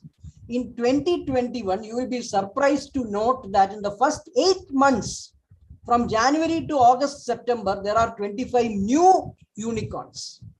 25 new companies that have become $1 billion valuation companies, and many of them are in either financial services, in educational technologies, smart healthcare.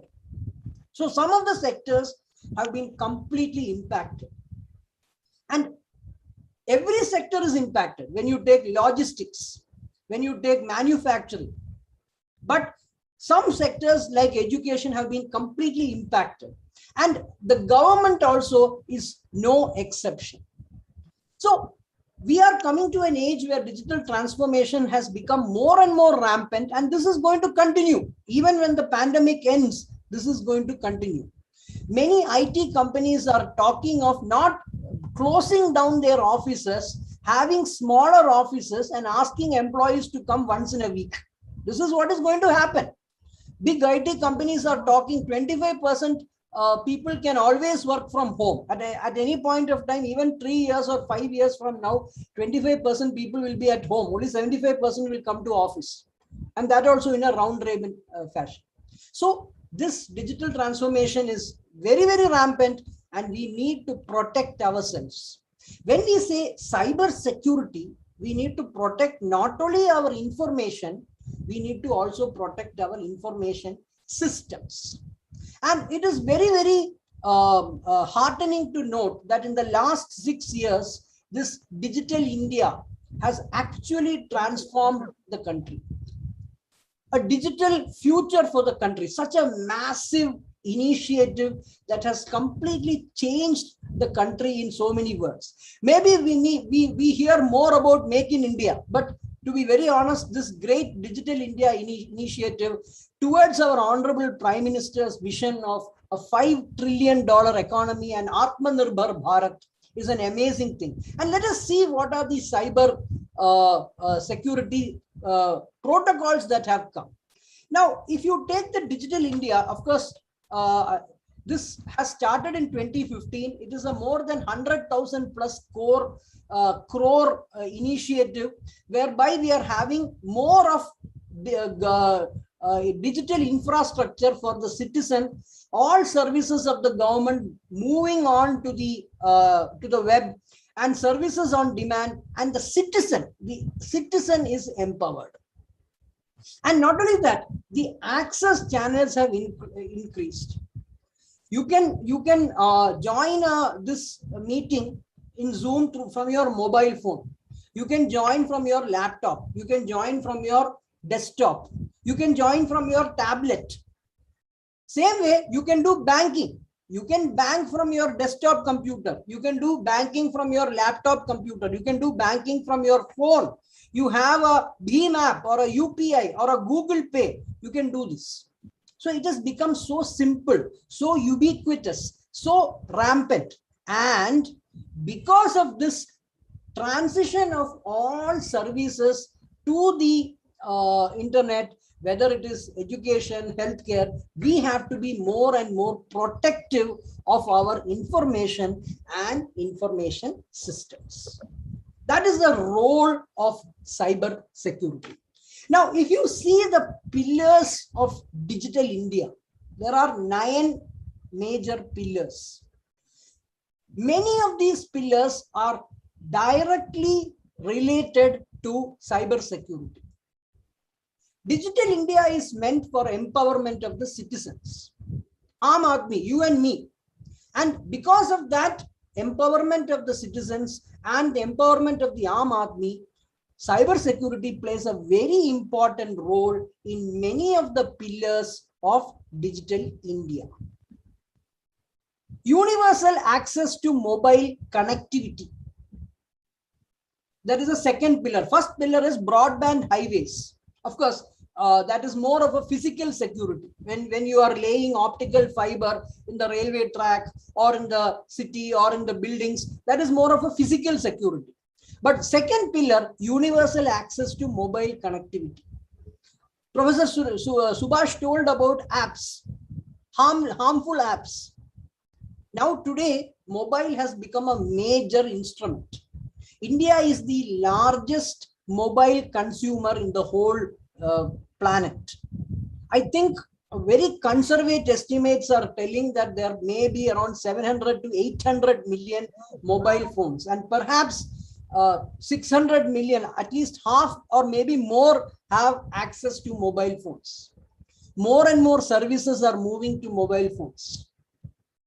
Google Pay, GPay, Phone Pay, UPI, what is that? Bheem app. All these are mobile gateways, payment gateways. Your banking, you have an SBI account, a Canara Bank, Bank of Baroda, any bank account, you can use your mobile phone. It's so simple, so easy. So, and universal access to mobile connectivity is the second pillar, is going to be very, very important. Third, public internet access program, citizen service centers.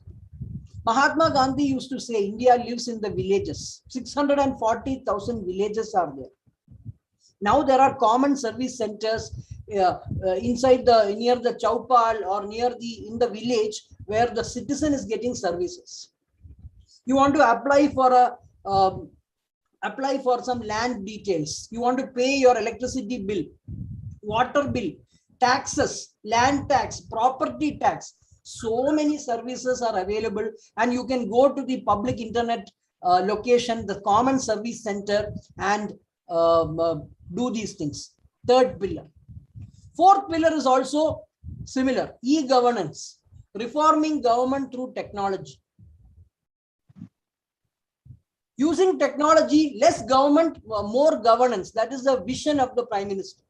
You have technology that is helping governance, helping things. And if you take the Aadhaar, Jan Dhan Yojana, DigiLocker, everything is available.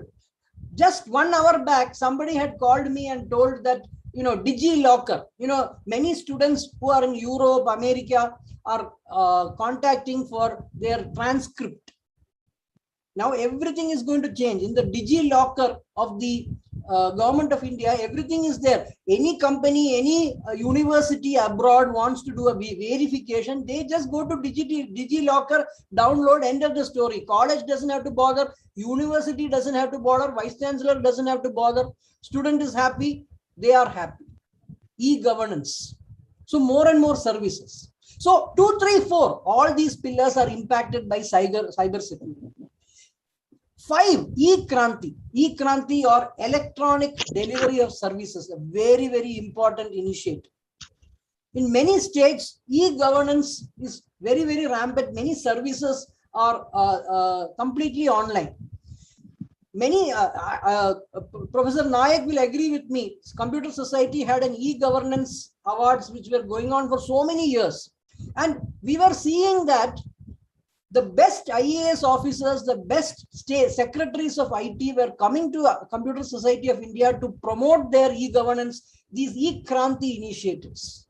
In Karnataka state, I am aware that all the land documents are digitized. There is no writing, document, paying that, everything is online. All land document is completely digitized. Many states have moved on to that. In fact, many chief ministers are promoting.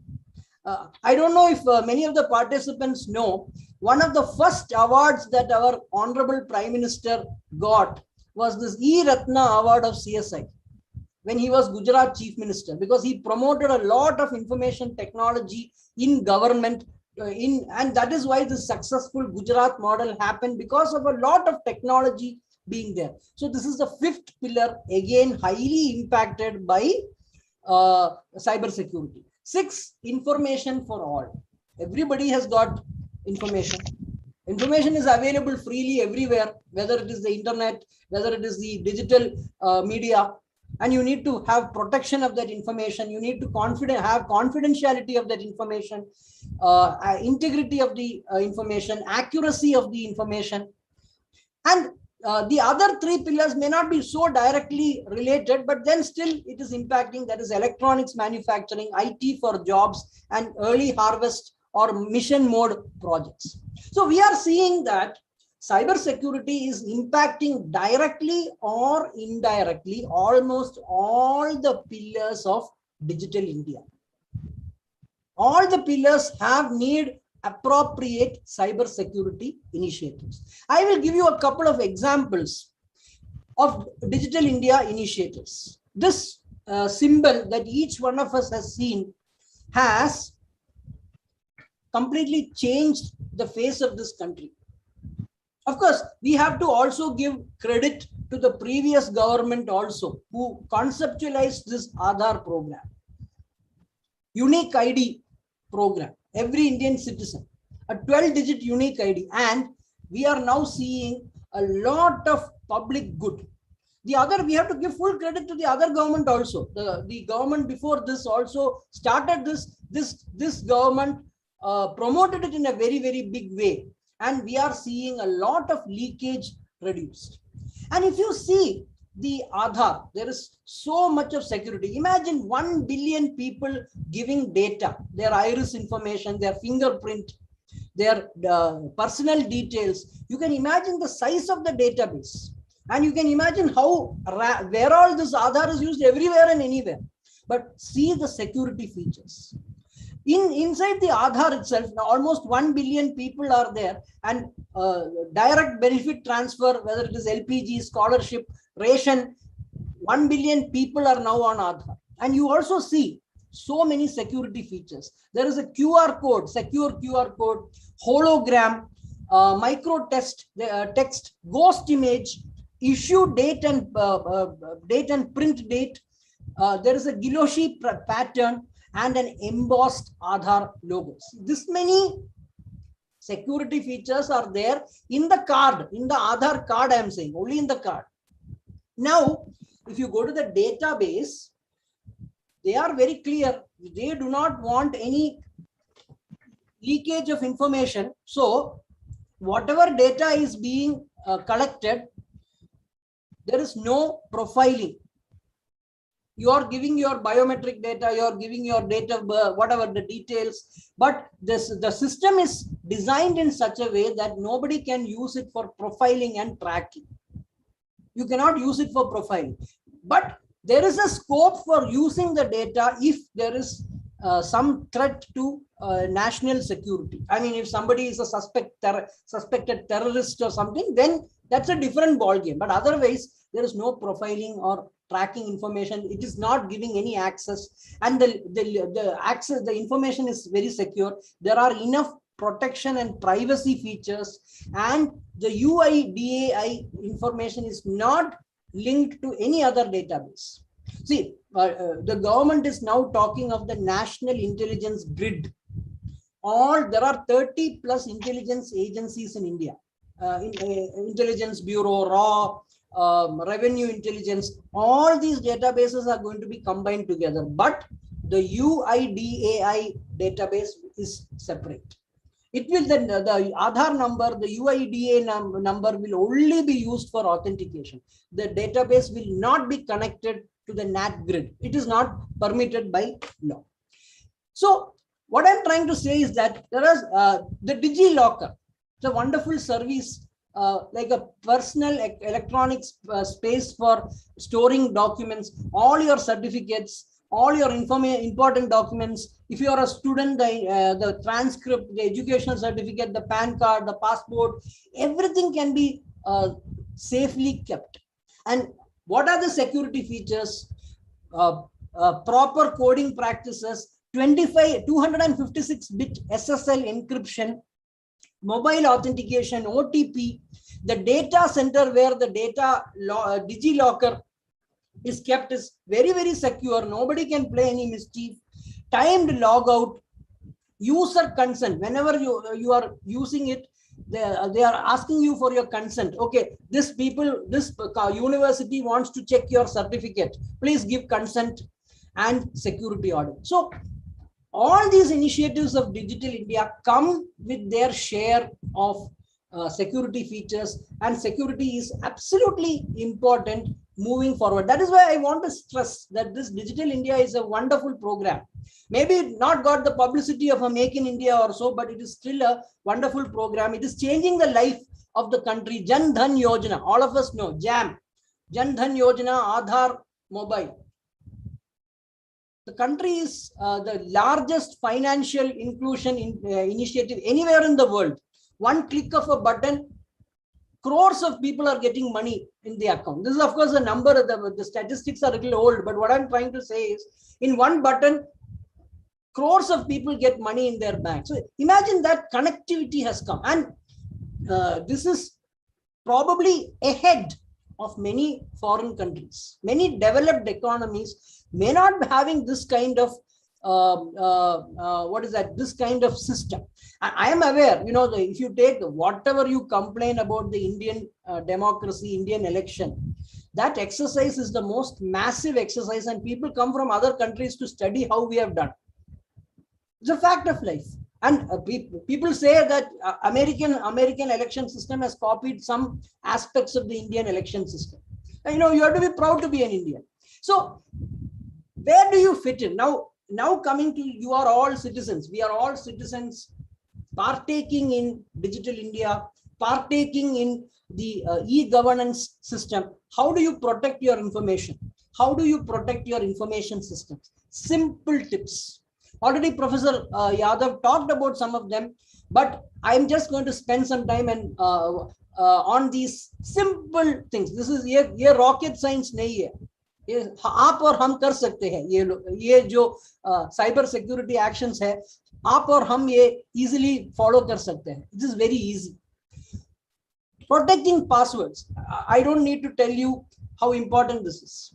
As Professor Yadav also told, have alphanumeric complex strings. You can have 3 or 4 passwords, modify them, change them, update them. Use many of us means majority of us, same password for everything, for all email account, for bank account, for multiple emails.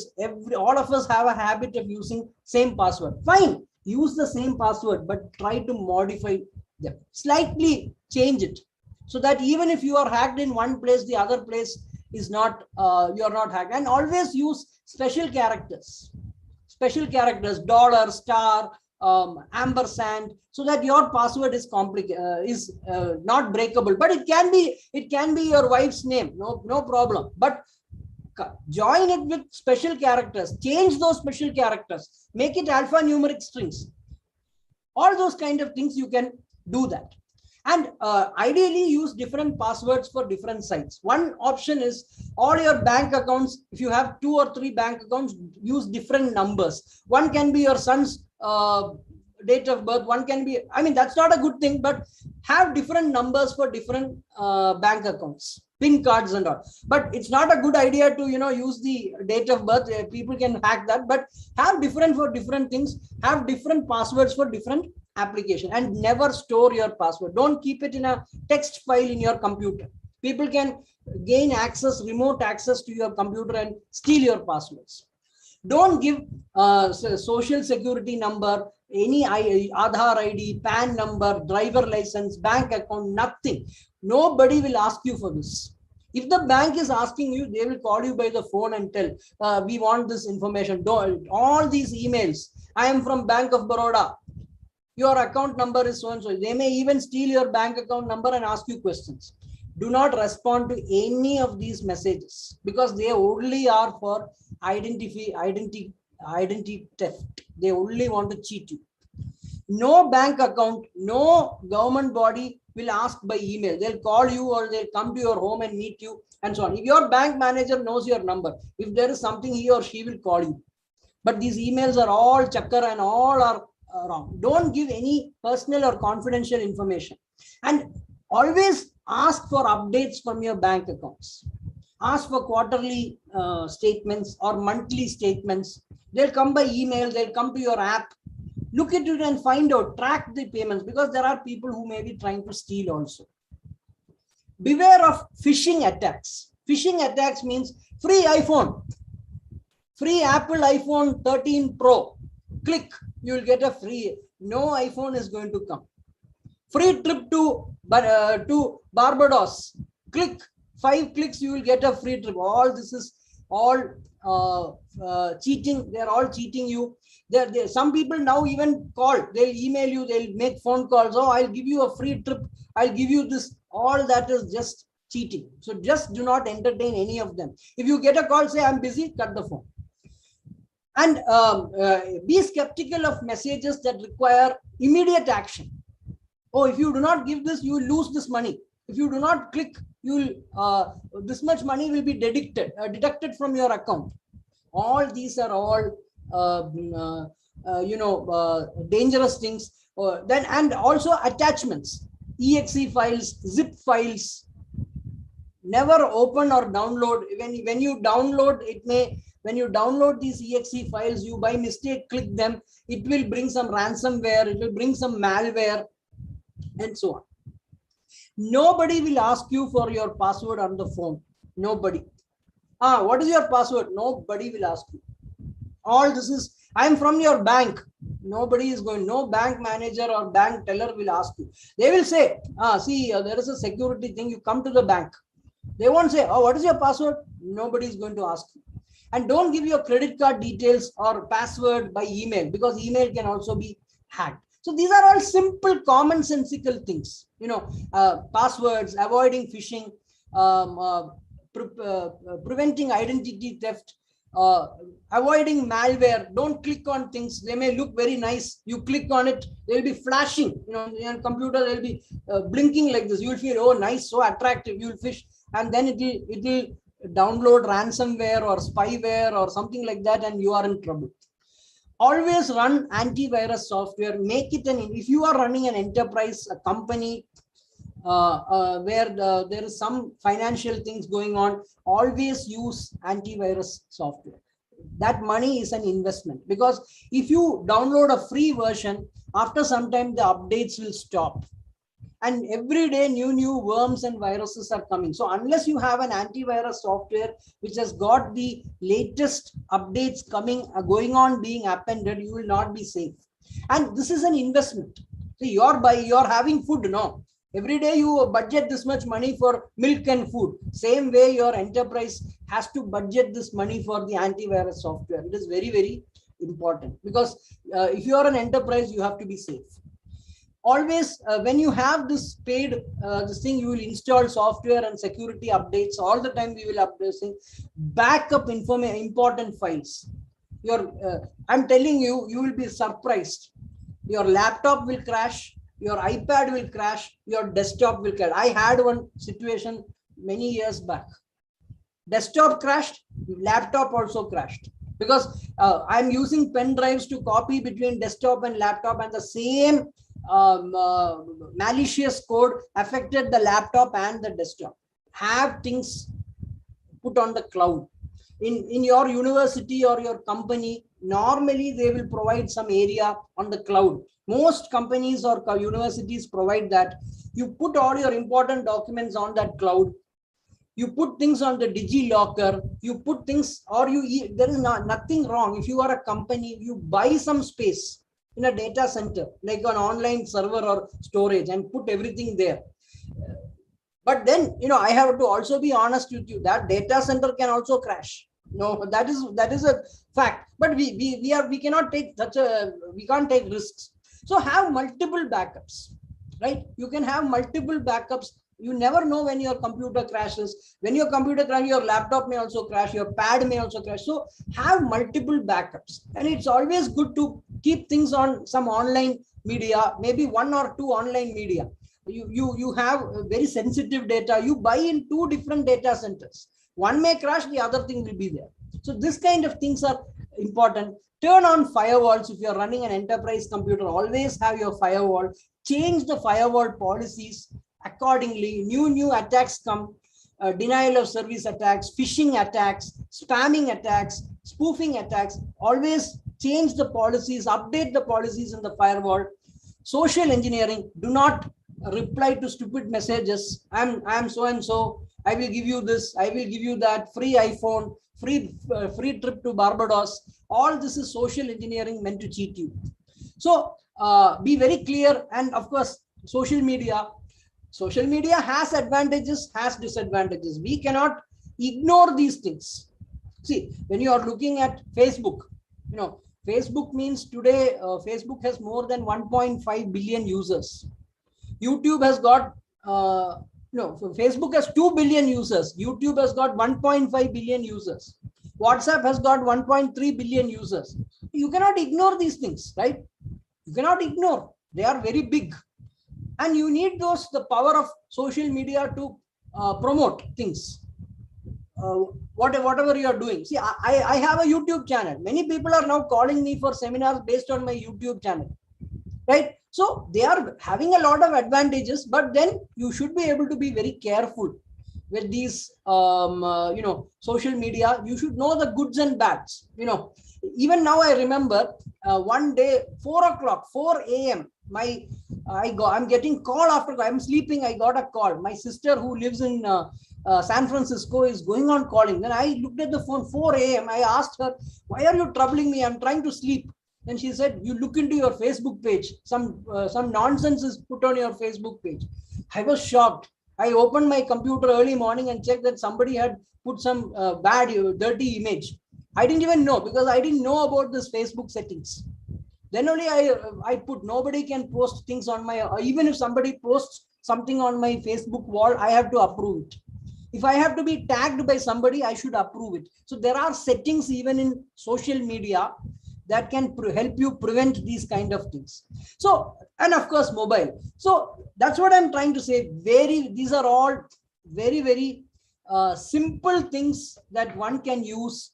It is just common sense, but unfortunately, common sense is sometimes the most uncommon thing. Thank you very much. Thanks again to Professor A.K. Nayak for this opportunity. Thanks to the organizers. All the best. Thank you so much.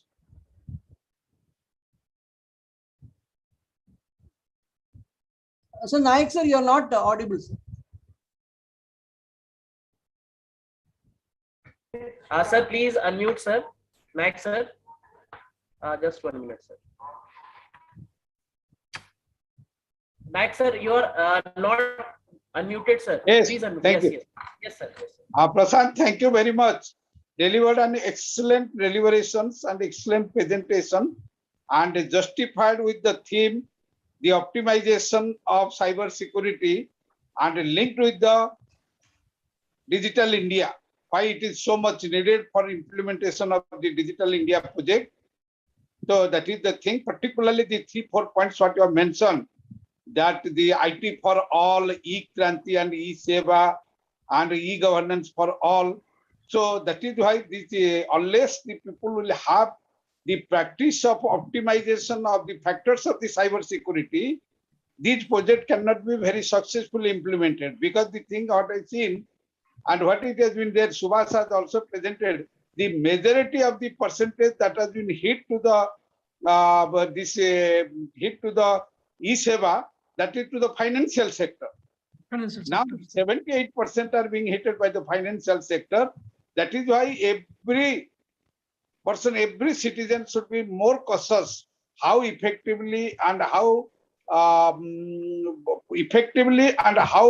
optimally, that is that thing, how they can keep in mind how the consciousness of the cyber security factor should be maximized while using, and that is really only the things. Otherwise, if there will be careless and the implementation of this e-governance project or e-Seva project or the e-Kranti or the IT for all, this may not be implemented very effectively, and as a whole, the Digital India project cannot be implemented very effectively, and the goal what has been set that may not be fulfilled also, because this is the main thing. But in India, what is the major problem and why the India is in the second worst or third worst hit country so far as cyber security is concerned? We Indian are very strong so far as the application software building is concerned. In software export, we are second in the world next to the United States of America. Our domestic consumption so far as e-governance, other social projects are concerned, social services projects are concerned, are very strong. In application software, we are quite strong, but anyhow, our software developer are not so strong so far as the system software is concerned, like operating system, like other utilities, all these things. That is my point of telling all these things. We are very strong in application software, but you are not so confident, or we are not so expert, or we are not having the expertise for building the platform on which these application softwares are flowing. That is why the security is being a very great, big threat for us. And you have justified and you told very correctly of many of the facts that what should be, what is the and you have correlated these practices of the cyber security to the Digital India. Thank you very much, and God bless you. And I should have to remind you very today perhaps you will be getting the thing, and all Subhash is having a keynote speech on at your city, that is the Hindustan College of Arts and Science. 23rd, Sunil is having keynote speech on blockchain technology. 24th, 4th, you are having the keynote speech on emerging trends in software engineering. And 25th, Subhash is having the keynote speech on cyber security again at Hindustan College of Arts and Science at Coimbatore. And apart from that, 22nd, this machine learning and artificial intelligence will be delivered by Dr. Durgesh Mishra, the director of the C. Aurobindo Institute of Technology at Indore. And 27th, the IoT will be delivered by Dr. R.R. Deshmukh, professor and former dean of the Baba Saheb Ambedkar Marathwada University. And 28th, entrepreneurship and innovation will be delivered by Sri Pradeep Rathi. So I would also request all the participants who are there, and the link will be the registration link will be provided to you all also today or tomorrow. And kindly participate. That is a very important faculty development program is being conducted by Hindustan College of Arts and Science from 22nd to 28th on the theme Emerging Trends in Computing and Informatics. Thank you very much. Now it is the time for our foreign speaker, Mr. Gautam Hazari, and so kind enough, in spite of his busy schedule, being in such a high position, whenever I express my desire, and Subhash harnessed with him, and he suddenly accept our invitation and come, and he have never denied us at one time also. That is so nice of you, Gautam, and so we are very much grateful for your contribution. You are also part of our endeavor and what we are doing without any financial implementation. Our objective is that to contribute something for the national development in terms of empowering and upgrading the youth minds in the latest and current technology. Thank you very much, Gautam. I welcome you all now. Thank you, sir. Thank you. Thank Hand over you to so Rohit. much, sir. Rohit, please. And now we are moving towards our... Yes, sir. Yes, sir. Thank you Rohit. so much, sir. Now we will move towards our... Yes, sir. Yes, Nak, sir. Yes. Yeah.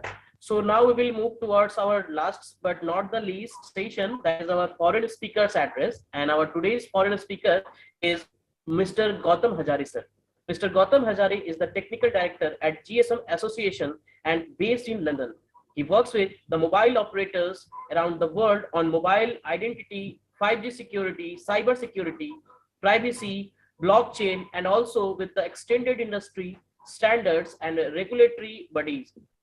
Gautam has been working in the telecom industry for the last 20 years on various domains, including identity, IoT, charging and payments, security, and other areas, and holds patents on identity and access control.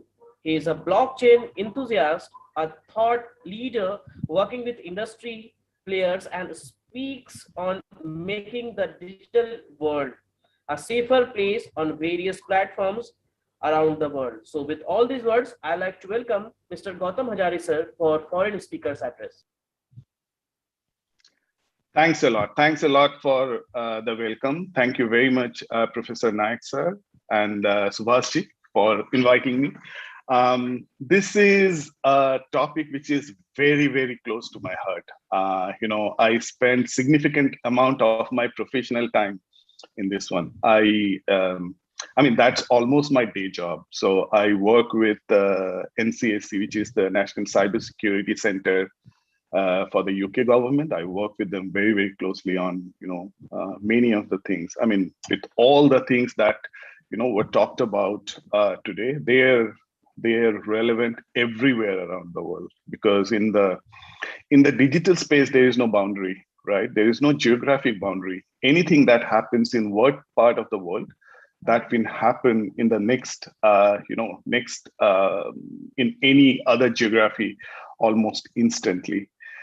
And also, this is why I'm spending a significant amount of time with the security standard bodies like OpenID Foundation, IETF, NIST was mentioned earlier, the US security standard body. I work with them very, very closely for the same reason, and everyone has got the exact same objective to make the digital world safe. So I'll share my screen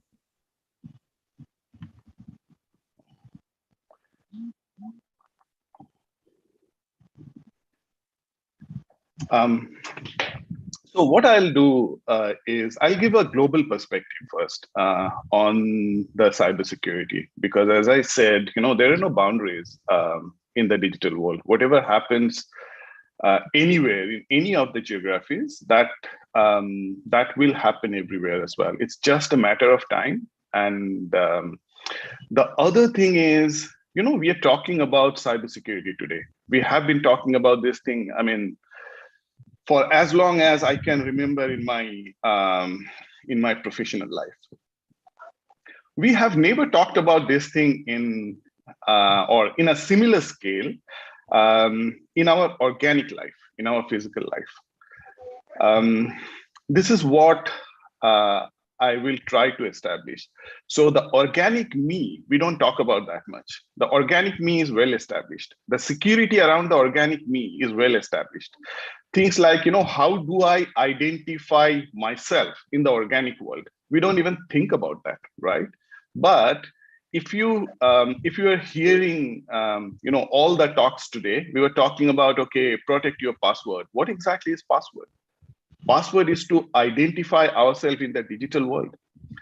So the digital me is not well established. And there is a synergy lacking between the digital me and the organic me. And that is something that actually creates many of the problems.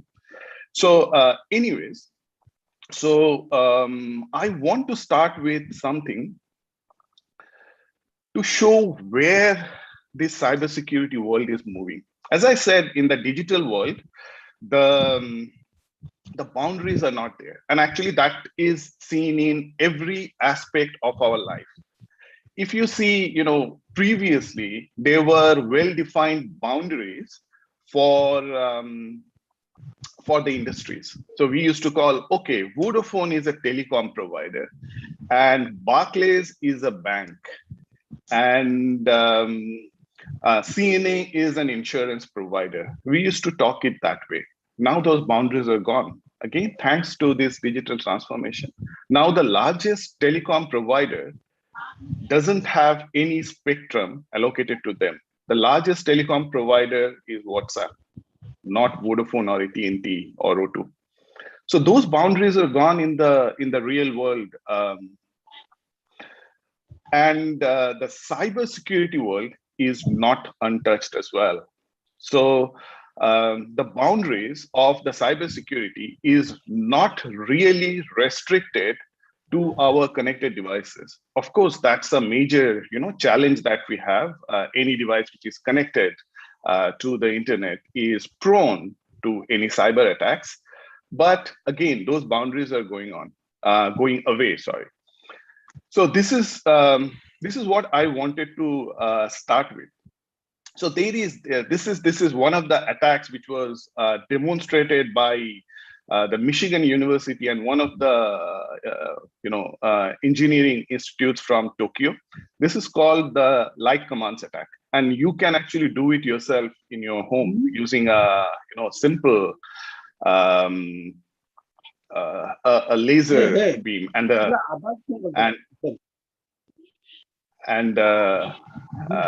laser current driver. So nowadays we all have started to use these smart home devices. Generally these are called MEMS microphone devices, so microelectronic systems devices, like our Google Home or the Amazon Echo devices and Siri and so on. They are part of our lives, right? So we don't only use this for our amusement to ask Alexa to tell a joke. We actually use this for serious things as well. We use Amazon Echo and Google Home to do our order management. We ask Alexa to order things for our home. We connect Google Home and Amazon Echo and Alexa to our smart home devices to switch on our lights, to open the garage door, to switch on the heater and so on, and also some other things. So the way these devices work is there's a simple microphone there, and within that microphone, there's a diaphragm. So the way it works is when you say, hey, Google, switch on my living room light. So the sound wave basically hits the diaphragm vibrates, that gets translated into an electrical signal, and then that electrical signal is decoded to understand what was the command, and then that command is carried out. And then, those diaphragms, they don't only always interact or react to sound waves. What you can do is they also react to strong intensity light waves. So this is what this attack has shown. If you can encode the same sound signal that, hey, Google, open the garage door. If you encode that sound signal in a high intensity laser beam, and you beam that laser beam where the sound command is encoded to your Alexa device or your Google Home, you will not hear anything, but that device, because the diaphragm will still vibrate, and then it will send that command back to the processor, and then it will actually do it. And this is not a science fiction. This is something that was demonstrated in 2019 by these two universities. So on the right-hand side, you see that's the industry scale, where there was a very, let's say, high-intensity laser was used. And then there was a long distance between where the laser was sent and where the Google Home was sitting.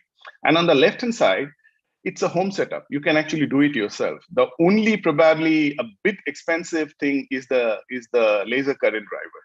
Otherwise, everything else you can buy from Amazon within $30. So this is where the cybersecurity world is moving. Here, it's not really, there is no physical or there is no internet connectivity between the attacker who is sending this laser signal and the victim who is having this Google Home or the Alexa device. This one is a bit, near to the time now. So this was done last year. This is called the lamp phone attack. And by the way, the previous one, the light command attack, if you search in YouTube, you will see a demonstration of the home setup and also the large scale setup. So lamp phone attack is even trickier. So what happens is in our home or wherever we are, whenever we talk, there's a sound wave that gets generated, and then that sound waves then propagates everywhere in that room. If it is a closed room, still it propagates everywhere, and then that vibrates various things. It even vibrates at a micrometer level if there is a bulb, attached in your ceiling. The filament of the bulb that gets oscillated as well. And then that oscillation is in resonance with whatever sound waves are being propagated. So this attack shows that a very, very simple setup where you have an optoelectric enhancer. So PDA 100A2 is a very simple, optoelectric enhancer that you can buy off Amazon. And with a simple telescope, if you can put that telescope in the line of sight of that bulb, it can actually detect the vibrations, the micro vibrations that sits on the filament, and then the optoelectric enhancer can enhance the amplitude of that, and then you can actually decode it. And this is actually scary. In the house could be a completely, not connected house, and you may think that you're all secure. In that house, you may not have any computer, maybe no internet as well. You can actually seal it with, let's say, a Faraday cage where no electromagnetic signal can come in. But if there is a line of sight to that bulb, you can actually listen to the conversation. These type of attacks are called side channel attacks, where you're not attacking a computer or a connected device which is connected to the internet. And generally, these type of attacks happen before the actual cyber attack happens. Because, so for example, if you want to hear what the CEO and the advisors or the board of directors are talking about, you actually do this lamp phone attack, and then you know whether it is worth attacking that organization or not. And again, this is not any science fiction. This was demonstrated last year, and anyone can actually do it. I mean, this is something that doesn't cost a lot. You can actually do it at home. Having said that, let's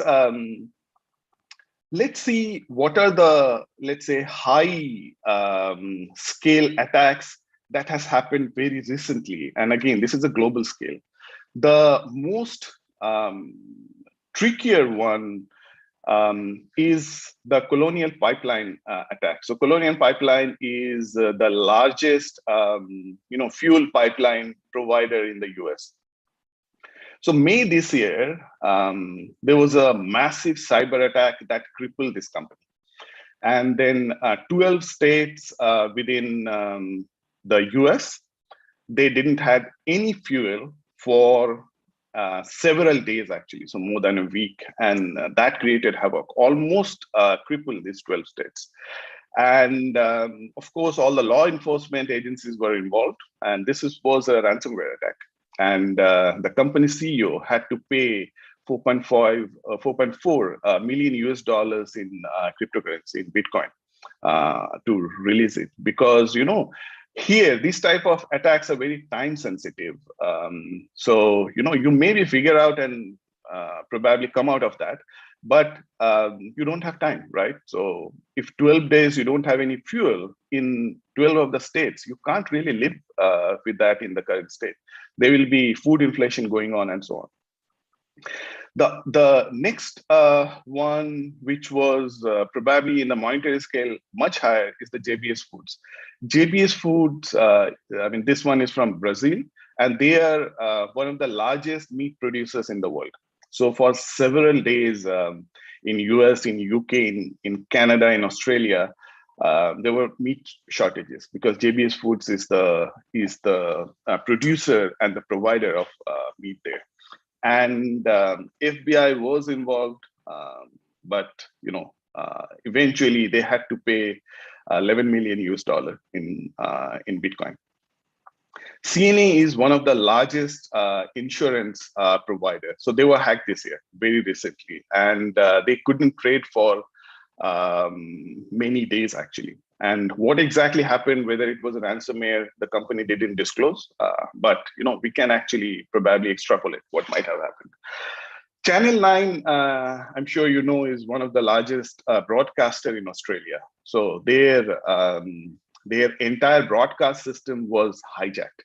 And then they couldn't actually, broadcast the Sunday news, which is one of the most viewed news program within Australia. And what exactly happened, no one knows. I mean, whether they had to pay ransomware, but again, we all can guess. Microsoft Exchange Server was hacked early this year, and then that is very tricky because Exchange Server is used by businesses. So there were around 60,000 businesses that were impacted from US. Outside the US is still unclear. We are still figuring out what exactly might have happened. And outside that 60,000 businesses, there were around 6 government agencies from US and outside. They were impacted as well. These are the announced figures. I'm sure the actual figures probably are much, much higher. Probably the most interesting one is the Florida attack. Earlier this year, one of the cities in Florida, so Oldsmar is one of the city in Florida. So this is a smart city. So their smart city control system was hijacked by a single attacker. He wanted to actually show it that, how vulnerable these things are. And what he did was he increased the sodium hydroxide level in the water distribution in Oldsmar to a dangerous level, to a level where if you drink, you may fall ill or it could be fatal. So he wanted to show that how vulnerable this is. So this actually shows the type of vulnerabilities and type of attacks that we are seeing globally. And as you can imagine, although this is showing global footprint, any of this can happen anywhere, including India, in any city, because it doesn't need any any speciality. It doesn't need, I mean, the computers and networks and the internet used anywhere in US, Australia, or Brazil, and in India, they're exactly the same. Some of the trends that I see personally, because as I said, this is something that I spent significant amount of my personal time. So I tried to pick the top 6 here. So one of the things is pretty obvious. It's the remote working cyber attacks. That has increased significantly during this COVID time. And then the reasons are pretty obvious, because many of us have started to work from home. The businesses have started to work remotely as well. And when you're working in your secure LAN in your offices, there are proper firewalls, there are checks there, your firewall policies are rotated frequently. But when you're at home, that may not be the case, because the users may not be a security expert, right? And also it needs significant investment.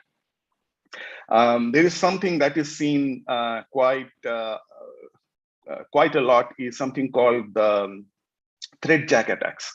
So what happens is, and then again, as I was saying that, the side channel attack with the lamp phone and the light commands, this is what happens in reality. So these cyber attacks, they don't happen, someone will not just straight away hack an enterprise's server or your computer. There will be a series of things they'll be doing. So in this thread jack attacks, which is seen quite significantly, is first, they will try to compromise the password of an employee. Then they will try to listen to their emails. And then there will be an email thread going on, let's say between the CEO of the company, or maybe one employee of the company and another employee. They will listen to that thread. And because they have access to the, let's say, email password, at some point, this attacker will hijack that thread. They will block the computer of one of the employee and will start to interact with the other employee by hijacking that email thread. And then they will interact, they will try to get information and so on. And that's how they will probably spread within that enterprise, and also any of the social graph that that person has. And also all the endpoints are not secure. By endpoints, I mean the devices with which we are interacting now. So with our personal phone, our personal laptops, or our personal tablets, these endpoints are not as hardened as you can expect in an enterprise. So those endpoint attacks are increasing as well. IoT threat has increased significantly. And then this is interesting and funny. I'll tell you why. Most of the guys are indoors these days, right? So they're at home all the time, working from home, lockdown, so on. And that's a global phenomenon. That has created a problem for one of the criminals, the burglars, because they use the opportunity to break in when no one is in.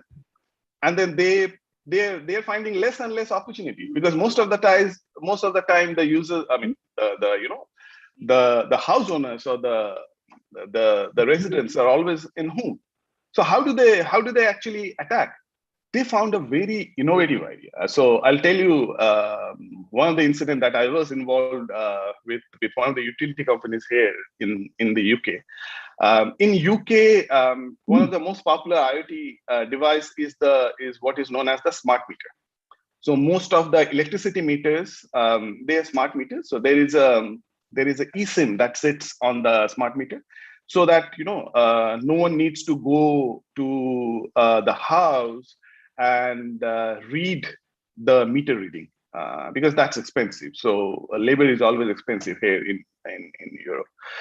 So they actually read the meter reading remotely, or rather the smart meter sends the meter reading periodically because it's connected. So, and then because everyone thought, oh, this is just meter reading. If someone is saying that someone has consumed 100 kilowatt hour, this is not any secure information. So all those data was never secured. So what these burglars were doing was they were tapping into the network. They were reading the meter readings, how much how much electricity is consumed by the households, and they were profiling it. So for example, if in one of the house, they profiled that on an average in one day, the consumption is, let's say, 200 kilowatt hour, just for example. And then they will monitor it. And there is a machine learning model that sits alongside. It will actually trigger whenever that goes lower than that.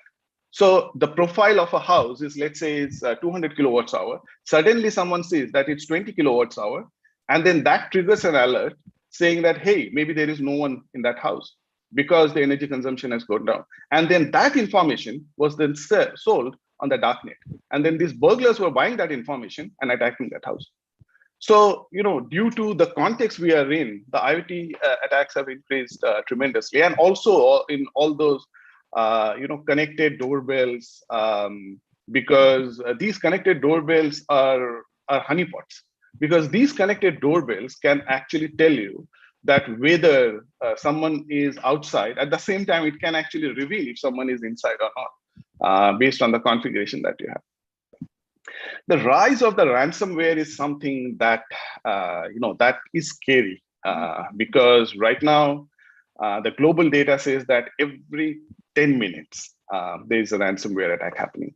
So last year the total cost globally of ransomware was $10 billion, which is a 75% increase from the previous year. And all the attacks, the recent attacks that I was talking about in the last slide, almost all of them were ransomware attacks. And with the spread of these cryptocurrency, it has increased even further. The other thing, again, this is related to the way of working, is the cloud security. So the cloud usage has increased, much more fold than it can be secured. And in most of the cases, it's unfortunately user errors. So the clouds are, of course, secure. So to access AWS, you need, in most of the cases, you need a private key. So if you use it that way, it will be secure, because all your interaction will be happening through a cryptographically protected channel. But users are not security experts. So that private key, we expect that will be protected by the user. They don't understand that. They will probably call a technician saying that, hey, I can't access my data in the cloud. Can you help? And then that guy will probably steal that private key and then access that data. So, Gartner is saying that almost 90% of the cloud security threat is due to user error. And that's not, that's not surprising. We cannot expect the user to be a security expert. Social engineering attacks. In the previous talks, there were a lot of talking about phishing, but phishing has taken multiple flavors now. There is something called, so phishing is generally broadcast. Someone will create a PayPal looking email and saying that, oh, your account is blocked and you need to unblock it. It will look like it's coming from PayPal or your bank. I receive that almost 2 every week. Looks like it's coming from PayPal, but that's a broadcast. They will expect that, some of the guys probably will click it. But phishing has become much more sophisticated now. There is a spear phishing model that's used. So spear phishing is targeted. They will target specifically some person, and they will gather some information from that person through the social media. We celebrate our birthdays on social media. We say, we put an Instagram message saying that, hey, my friends did a grand party for my birthday. And then that tells everyone that what your birthday is. And then you use your birth date as the pin of an application, or a password for your email. So that becomes a very, very easy target. So that's a spear phishing. Whaling is phishing as well, but this is a very strange thing that's happening, and even large organizations are part of that. So whaling is when a top individual from the organization, it looks like that top individual is sending an email. So Snapchat last year, actually this year, so the financial controller of Snapchat received an email from the CEO. it looked like it's coming from a CEO saying that, he needs some financial information urgently because he's talking to some investors. And then that guy was a bit careful, so it got stopped. But these kind of things can happen. So you can receive an email from your, from your CEO, from CFO asking to do a banking transaction or to reveal some information. Smishing is getting more and more intense these days. Smishing is SMS phishing. And because, as Subhasji said as well, that in India, 92% of the internet access is happening through mobile devices. So SMS is something that is used by almost every enterprise. So the same model, the broadcast model as in phishing, but instead of email, they use SMS. Phishing is voice phishing. So instead of email or SMS, you get a voice call.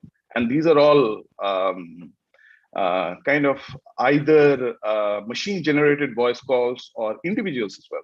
There are customer care centers who actually make these calls these days. So 2 days back, I received a voice call. It looked like it's coming from the tax department. And it called up and said that, do you know there is a warrant issued in your name because you didn't pay the tax last year? So basically, then he started to say, okay, what is your tax number? I said, if you're calling from the tax department, you should know my tax number. Why do you need to ask me? So these kind of things are happening more and more.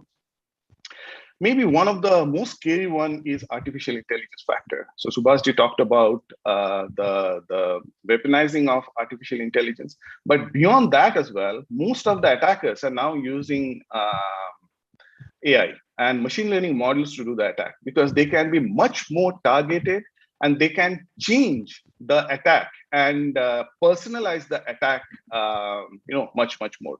So basically, if there is a cyber attack happen and if there is a vulnerability, on an average, the organization takes 102 days. I mean, that's the figure that we use to do a patch. But with a machine learning based attack, I mean, the attack can be transformed within seconds. So by the time you create a patch, the attack has already transformed and mutated, several times. And one of the other very critical thing that's happening now is what I call as contamination of data. So the way the artificial intelligence and machine learning model works is instead of you writing the code and the rule, you put some data into the system, and then the machine learning model basically uses that data to train itself and to create the rule. What if that data is changed? What if that data is contaminated? What if that data is actually creating some bias? So the machine learning model will be biased itself. What if, and again, this is not science fiction. I know I'll not name them, but one of the very large OTT who are in translation business. So they actually realized that translation from English to an East European language, when the East European language was basically the sentence was translated into East European language, it was abusive. So if you say, what is your name? The translation was something which is very, very abusive in that language. And they couldn't understand why that was happening. Later on, they figured out that the actual training data set was someone actually contaminated that. And then that's what the machine learning model learned. So just imagine if, let's say that weaponizing thing that Subhasji was talking about. So let's say there is an automated weapon which is using a machine learning model. And then that machine learning model is been trained, or it is supposed to be trained to identify these guys are good guys, these guys are bad guys. Don't punish the good guys, punish the bad guys. And if you contaminate that data to train it, that the good guys are actually bad guys and the bad guys are good guys, then what will happen? The good guys will get punished by that machine learning model. And again, this is not science fiction. That that translation data model actually showed it. So we need to be very, very careful actually here. And these are the trends that I see personally right now. I mean, when I say right now, it's actually this is something that is happening this year and this month. These are some observations that I have.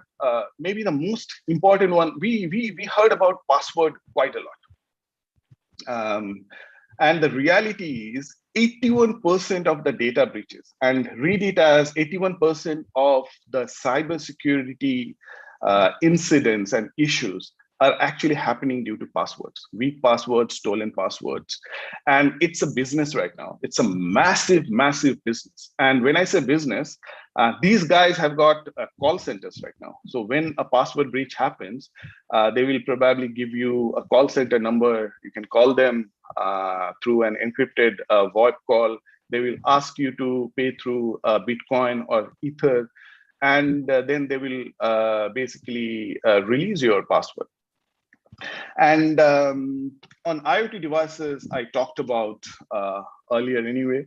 And mobile devices are creating probably one of the biggest threat, because we are increasingly using mobile devices to interact. And in some countries, including in India, majority of the users, they will interact with the internet for the first time through mobile devices, not through any other devices. So instead of mobile first or mobile as well attitude, many organizations is going to mobile only, including Google. Google is looking into a strategy of mobile only. And of course, COVID has contributed it to a lot. We heard in many statistics in this through the previous talks. I'll focus some time on this thing. We saw that 81% of the problems are due to password. And I personally am spending a lot of time in that, because that's a low-hanging fruit. Passwords are strange, actually. This is something we don't take it that seriously. I'll say one thing. Okay, we were talking about what is a good password, how to secure our passwords. Subhasji talked about that that internet second that we were talking about, and which is a reality. The digital world is so much accelerated. But do you know when passwords were invented? Passwords were invented in 1961, and this is the MIT CTSS system where it was first used. So it's been there for more than 6 decades, and we talk about internet second. We are still using passwords, and we are talking about how to secure passwords. Even TCP/IP was invented after passwords. That's strange. And another interesting thing is Splash Data, who I really like them because I'll show a slide later, and I'll talk about why I like Splash Data. So just to say that, the complication of passwords is not new. So in 2004, Bill Gates predicted that there will not be any passwords anymore in an RSA conference. And even President Obama in a White House briefing with the technologists talked about that we need to go beyond passwords. The reality is, right now, there are 300 billion passwords in use.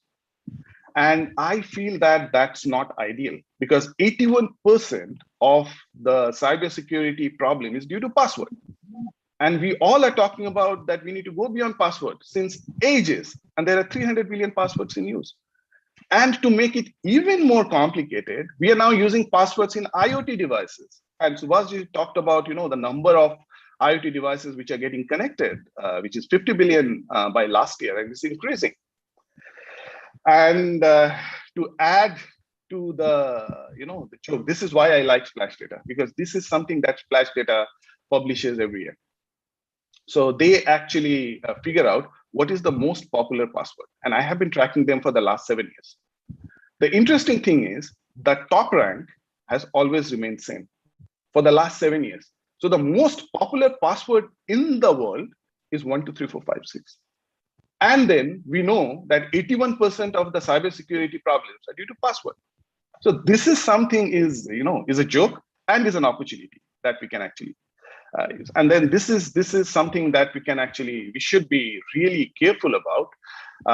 This is how long it takes to hijack a password. So 123456, the most popular password for the last 7 years. So that has got 6 characters.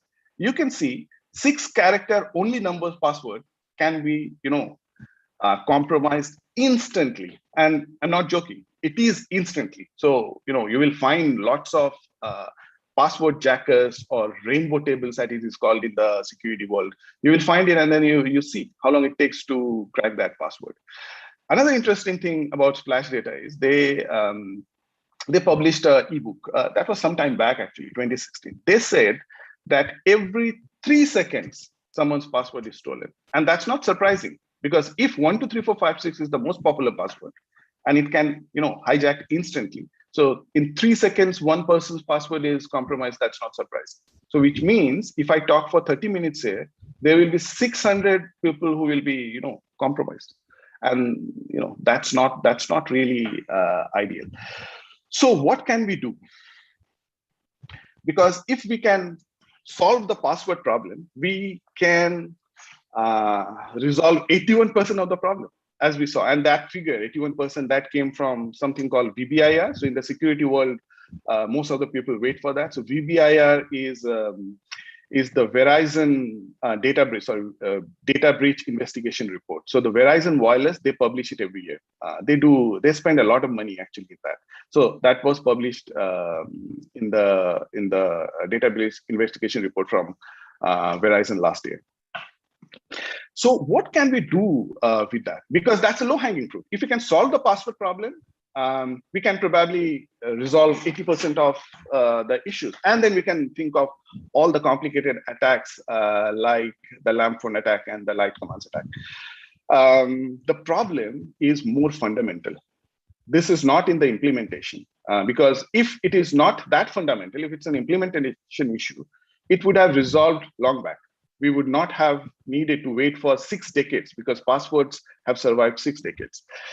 The problem with password is this actually represents something I know. As a user, I know my password, and I'll have to prove that I know that by typing the password or putting the password in a password file, and it will go through the internet to that server, and they will compare it. And that's where the problem is. So basically, securing password will probably never solve it. This is what I have experienced. We will have to get rid of password. That's the base security that we can do. And how can we do that is with this thing. There is a service that we use on a daily basis that we cannot live without. And then that doesn't need password to interact. When you need to make a phone call, you don't need to enter a password and then make the phone call. But how does it get secure? Or is it not secured at all? On the contrary, it's very, very secure, but it doesn't rely on password. So passwords use a security factor called something I know, and that's where the problem is, because knowledge can always be stolen, because something I know is the knowledge factor. If that knowledge factor is stored in a server, that can be stolen. So instead of something I know, if we can use something I have, which is used by mobile phones. So I need to prove that I am in the possession of something which is connected. Then the problem it cannot be resolved, but it can be reduced. Because, again, something wrong can happen here. Someone can steal my phone. But again, that hacker will have to steal millions of such phones for them to do a business, because they are doing business. Right now, if they can hack the Yahoo database, they will be, not just compromising my password, they will be compromising millions of passwords. That's what their incentive is. And even going forward, maybe we need to remove the user completely from that security chain, because users are not security experts. Like in the mobile phone, the users are not involved in the security, security dance. The user doesn't need to enter anything to prove that the user is whoever they're claiming. It happens by the network. So instead of even something I know or something I have, it should be a passive factor, that the something the environment knows. This is in the security industry, it's known as passive authentication, where the user is not involved at all. So anyways, this is an opportunity for not only reducing the impact of the password, it's to get rid of password completely. So basically, currently with password, the authentication is active. The user is actively involved, but the security is passive. but we can turn it around where the authentication is passive, user is not actively involved, but the security is very, very active. It's always there. And I talked about IoT. This is where probably we need to, as an academics and also as from the corporate and industry world, and also from the regulators and the standards body, this is quite scary. And it's not just a financial complication or inconvenience. So if my banking password is stolen, maybe I'll have a financial complication. If my social media password is stolen, I'll have some inconvenience. Like the previous speaker talked about Facebook account being hacked and someone is putting something else. But with the IoT, the implications are life and death. And then again, here, the complication is created by passwords, believe it or not. I was personally, so I have got around 35 devices in my house, and I was attacked because I talk about security and password in many of the conferences. I was attacked. Many of my devices were compromised actually. And I figured out that the manufacturers of those devices, they use default password, admin. So someone was telnetting into those devices and getting a hold of it. But anyways, so some of the things, one of the universities from Belgium, they actually shown that they can actually get hold of a Tesla car by just listening to the key fob. So the key fob, when you press it, it opens it. So they were actually listening to the electromagnetic signal that the key fob was sending, and they were then replicating it back or relaying it back to actually send it to the Tesla and opening it. So that shows how vulnerable they are. So port 7547 attack is one of the popular attack in the IoT world, because this port is used for configuration servers. This port is open so that someone can send a configuration command, and that port is then used to do some attacks, to change the configuration, to create a configuration where it becomes more vulnerable and so on. So IBM and ThreatCare published a report where they have shown that many of the smart cities, smart homes, they have got 17 very simple vulnerabilities. And majority of those vulnerabilities were kind of default password or password which can be easily guessed and so on. Because in IoT devices, changing the password is very difficult. So what happens is the implementers, they actually put a default password there without thinking that what will happen eventually when it's in the market. The most critical one that I see is what was demonstrated a few years back in the Black Hat conference. The Medtronic K-Link device, that's a pacemaker controlling device. So that you put when the heart doesn't function well. And this was a big innovation because, when the pacemaker goes in, you cannot really, if there is some problem or if you need to know what's exactly is happening, it becomes difficult because it's inside. You can't open the heart again, right? So what these guys did, Medtronic guys did, was they created a connected pacemaker. And this was that device. And you don't need to, again, open up the heart. You can connect it through Bluetooth using an app, and you can actually see what's the heart rate, whether there is a sine wave there for the heart or not, or if there is some sort of, irregular rhythm, then it can trigger the cardiologist and something can happen. Great innovation, but it was not secure. And just imagine what can happen with that. I'll show you the picture. So this is that Medtronic device. Just imagine what can happen with that.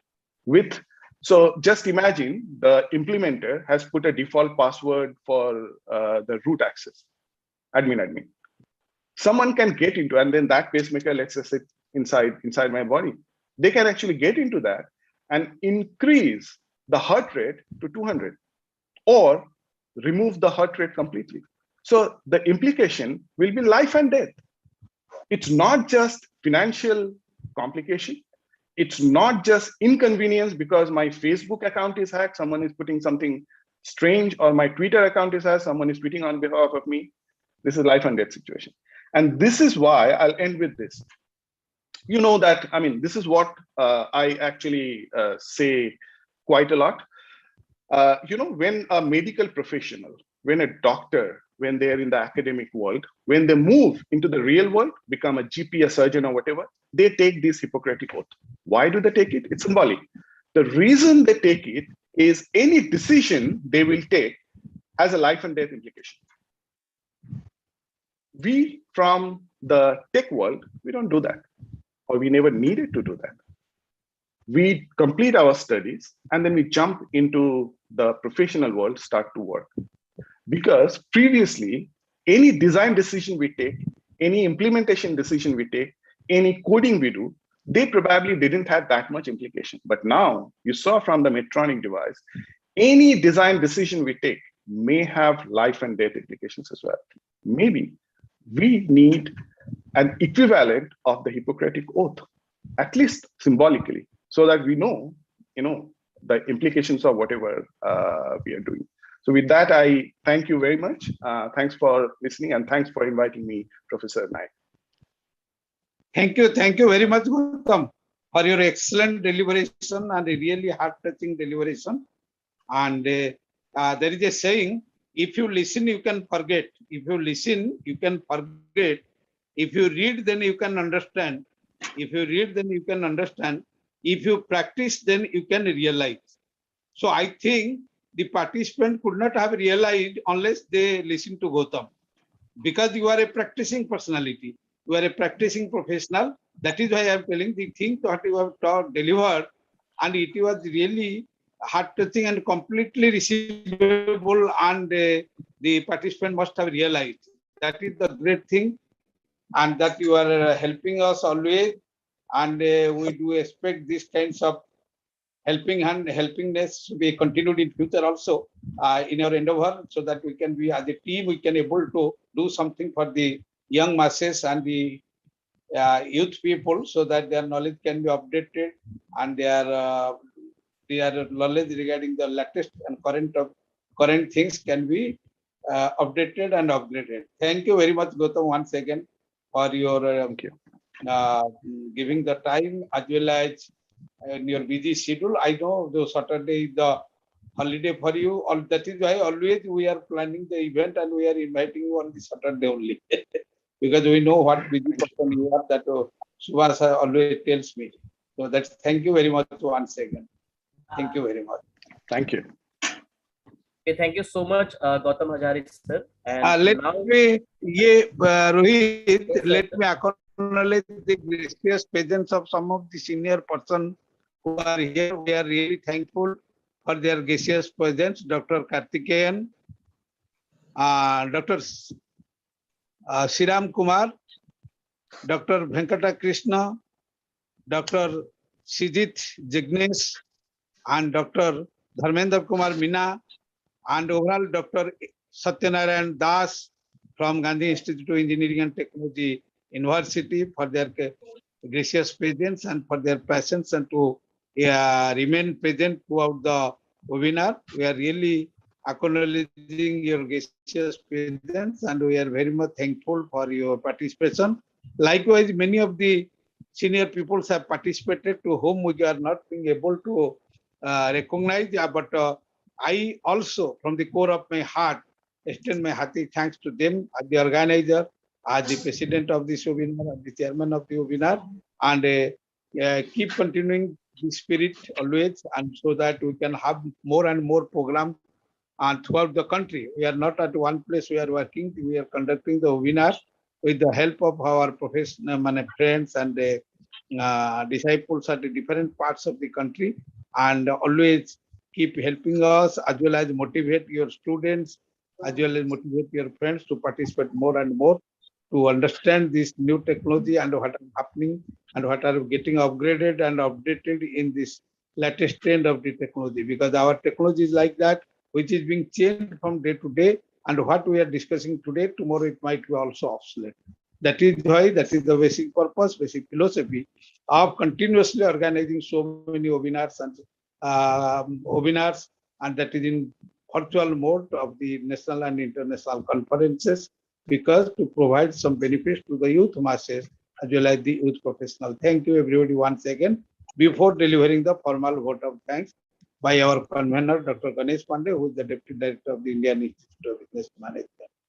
I also acknowledge the presence of Dr. Vinay Kumar Singh, the Director of the Institute of Business Management. Thank you. Rohit, please take over. thank you so much, Naik, sir. And now we will move towards our last but not the least session, and that is the vote of thanks. And for that, I would like to welcome Professor Ganesh Pandey sir, who is a Deputy Director of Indian Institute of Business Management, Patna. Sir. Thank you, Rohit.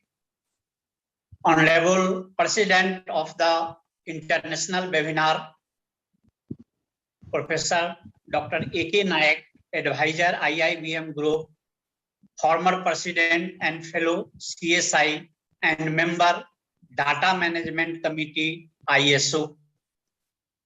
Honorable Chief Guest Professor Alok Kr, Chakarwal, Vice Chancellor, Guru Ghasidas, Vishwavidyalaya, Bilaspur, Chhattisgarh. Honorable Guest of Honor, Professor Rajiv Singh Shekhawat, Director, School of Computer and IT, Manipal University, Jaipur, Rajasthan. Honorable Keynote Speaker, Professor S.C. Jadhav, Professor and Head, Department of Computer Science and Technology, Central University of Jharkhand. Honorable Speaker, Invited Speaker, Professor Prashant R. Nair, Chairman, IQAC, Amrita Vishwavidyalaya University, Tamil Nadu. Honorable Foreign Speaker, Mr. Gautam Hajari, Technical Director, GSM Association, London, UK. It is my privilege to express my sincere gratitude and present my vote of thanks for the Honorable President of the function, my Guru, my mentor, Professor A.K. Nayak, who has been instrumental for conducting near about 600 number of webinars under the banner of CSI and IIBM at different locations of the country. On behalf of the IIBM Management Committee and student community, we express our sincere thanks for delivering the presidential address on this occasion. My special thanks goes to Chief Guest Professor Alok Kr Chakarwal, Vice Chancellor, Guru Ghasidas Vishwavidyalaya, Bilaspur, Chhattisgarh, for their gracious presence and addressing with their valuable words in this webinar. Thank you very much, sir. I would like to express our sincere thanks to Guest of Honor, Professor Rajiv Kumar Shekhawat, Director, School of Computer Science and IT, Manipal University, Rajasthan. Thank you for inspiring and encouraging us with your words on this special day. My expression of vote of thanks from the core of my heart to keynote speaker, Professor S.C. Jadhav, Professor and Head, Department of Computer Science and Technology, Central University of Jharkhand. Thank you very much for joining the event and excellent addressing with their valuable words in this webinar. Thank you for inspiring and encouraging us with your words on this special day. I am also equally thankful to invited speaker, Professor Prashant R. Nair, Chairman, IQAC, Amrita Vishwavidyalaya, Vidyapeetham University, Tamil Nadu. Thank you very much, sir, for joining the event and addressing with their valuable words in this webinar. I would like to express our sincere thanks to foreign speaker, Mr. Gautam Hajari, Technical Director, GSM Association, London, UK, for delivering the excellent address and closely association with the Professor A.K. Nayak in conducting so many webinars. I also express my sincere thanks to coordinator, Professor Rohit Kumar, for hosting the event. Last but not least, my sincere thanks goes to all participants of the webinar who made the event successful. Thank you all. Thank you so much, sir. Thank you so much. Yeah, thank you so much, sir. And with all your permission, sir, and I would like to sign up our today's meeting, and I pray God for a grand success for this today's one-day international webinar. Thank you so much, all of you. Thank you so much, respected guests, participants, and dear dignitaries for joining our today's webinar. Please stay in touch for another webinar. Thank you.